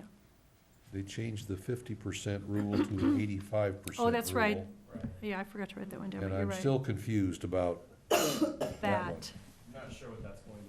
Is it 85% or a number whichever is more or whichever is less? Yeah, and the discussion was if somebody had a very small initial prime dwelling unit or, main residence, and they wanted to add an ADU, if it was only 50%, then, but it was getting Except the law, confusion yeah. because we have that 800 that kicks in. The law said 850 or 1,000, depending Right. on how many bedrooms, Yeah. no matter what. Yeah, no matter what, so maybe they're fine anyway, I don't know if But they it was even the need question that. of getting, I think, from 1,000 to 1,200. Right, that's why they kicked in the 85. I think so. I think so too. You have to get your calculator out to figure out what you can do. But, okay, so there was that. And then there was a discussion on policy for naming of city facilities and for memorials, plaques, and markers on public property. And I guess existing that there's some sort of a procedure in the Parks and Rec Department. They perfected it to some degree. I think I was getting confused, but what's going on with this one too? There was a lot of discussion and back and forth, like, why are we doing this and do we need to do this? Well, there was a suggestion that the Yeah. skate park be renamed as the Chris Hilgers Skate Oh, Park. I didn't know that, all right. But it was his and the family's preference that that not be done. Okay, That it still be called the Ojai Skate Park. Okay, I didn't hear that in the conversation. But in the end, apparently there was a project, but they never actually verbally said, and it was the bridge between Libby Park and the Art Center. Were they gonna put a name on that little They were wooden gonna put in- bridge? Yeah, but although they never Well, Tom formally. Bostrom. For Tom Bostrom, which I agree should, Who designed it? should have been done, who contributed a lot to the city of Ojai. So, okay, and then, the last one, which was very late, was the Chamber of Commerce Business Development Agreement, which was ultimately agreed on. And the big topic was about broadband, about about bringing broadband to the city of Ojai. Which we weren't clear what that meant. Right. I mean, I know what broadband is, but then there's different kinds of broadband. So I know the city is doing its best to make restrictions on 5G. So are you talking about T1 or T3 lines? I mean, what does city broadband mean? I don't know that I can answer that question. Okay. Yeah, we were kind So of. we were unclear of that. We were Yeah. both, We're mean like, old okay, broadband? I understand what it means for a city to have broadband in a scope, Yeah, but not Dial-up. specifically what, they're Yeah. putting in towers or laying fiber optic Yeah. lines That's or? different than 5G. I dealt with 5G in Yeah. the previous city, and that's a completely different. I know. Right, so I Yeah, wasn't, broadband is typically your fiber interconnect. fiber optic, Right. yeah. So anyway, the financial, or the request was granted. And the purpose of the broadband was part of economic development, that there's Right. companies that may want to or have already wanted to move to Ojai, and we didn't have broadband available So for they them, so they didn't. went to another Another city. Yeah, so that's the bottom line. It was about economic Yeah, we had development. the fiber optic, we would have. Right. We're losing Passed out up. on different economic streams of By not tax having base it. revenue. That makes sense, yeah. Okay. Or there may be businesses that don't come to town because we don't have it. Exactly, yeah. Gigabit Ethernet kind of thing. Right, right. What- Okay, excellent. Do we have a report from Nolan or Powers on the Sustainability and Resilience Program? Anything you want to Do you want to say? say, I know we have complete streets too, so if you want to do that, I'll follow you. Well, with which it. aspects do you want me to talk about that would be applicable to don't know if we should just planning pass right now. commission? Because I think we need to wait till next meeting. they're not quite mature enough, I right? think so too, yeah. There's some very exciting things in the works that we can't wait to tell you about. I think we need to wait. But I could do a really fast. complete How's that streets for a review. sizzle reel? So we, typically, All right. we meet on the first Wednesday of the month, but it was January 1st, it was a holiday, so we met the following week. And our main topic was a update on the active transportation, the ATP grant that the city of Ojai is in the middle of. And basically, that's Ojai Avenue from Gridley to the Y, and the Y to El Roblar. And I guess the big takeaway was that basically they're at the point where they're doing their 35% Engineering engineering completion, yeah. completion on the project. Of course, that has to go to Caltrans, but Steve, anything else you want to contribute? I mean, that was kind of the, That was the the main- bulk of it, and there Right. was one topic brought up by Russell Sidney on behalf of the bicycling community, talking about the intersection of South Fulton oh, right. and Drown, Yeah. which is only north. But South Fulton, if you go from South Fulton to North Fulton, it's a bigger jog Right. than if you go from South Fulton to North Drown. And talking about how to deal with that intersection and make it safer for Right. bicyclists. It was really a matter of dealing with the residential community between Fulton and Bald, south of Ojai Avenue. Because most of those kids wind up going to Topa Topa, Right. and crossing Ojai Avenue is considered dangerous at the moment, and Yes. rightly so, I think. Right, and then also for, because we were incorporating, we've been working on safe routes to schools, specifically the, to Topa Topa Elementary, and then kind of The throwing only in one in the city. Sarasota Park, so it's safe routes to parks also. But it's basically, how do you get people on the south side of Ojai Avenue safely to the north side, walking and biking, and then vice versa, if you live on the other side and you want to come into town, kids, or anyone want to go to, say, the library or the park, Libby Park, how do you get into town? So, yeah, we did spend some time on that, but it's a good thing. There are already a number of pedestrian crossings, if you will, with flashing lights and such, that are part of the ATP program, and Right. some that are part of a different grant that we got. Right, But the discussion last week centered more on striping the streets? And do we put down green paint in places the way the city of Ventura does? Or do we do something else to make it clear what's bike-friendly property versus not? So, So I think that was it. yep, I think so. And no MAC meeting, so I think we're done. If there's any other business before the commission or comments from commissioners? Hearing none, we are adjourned.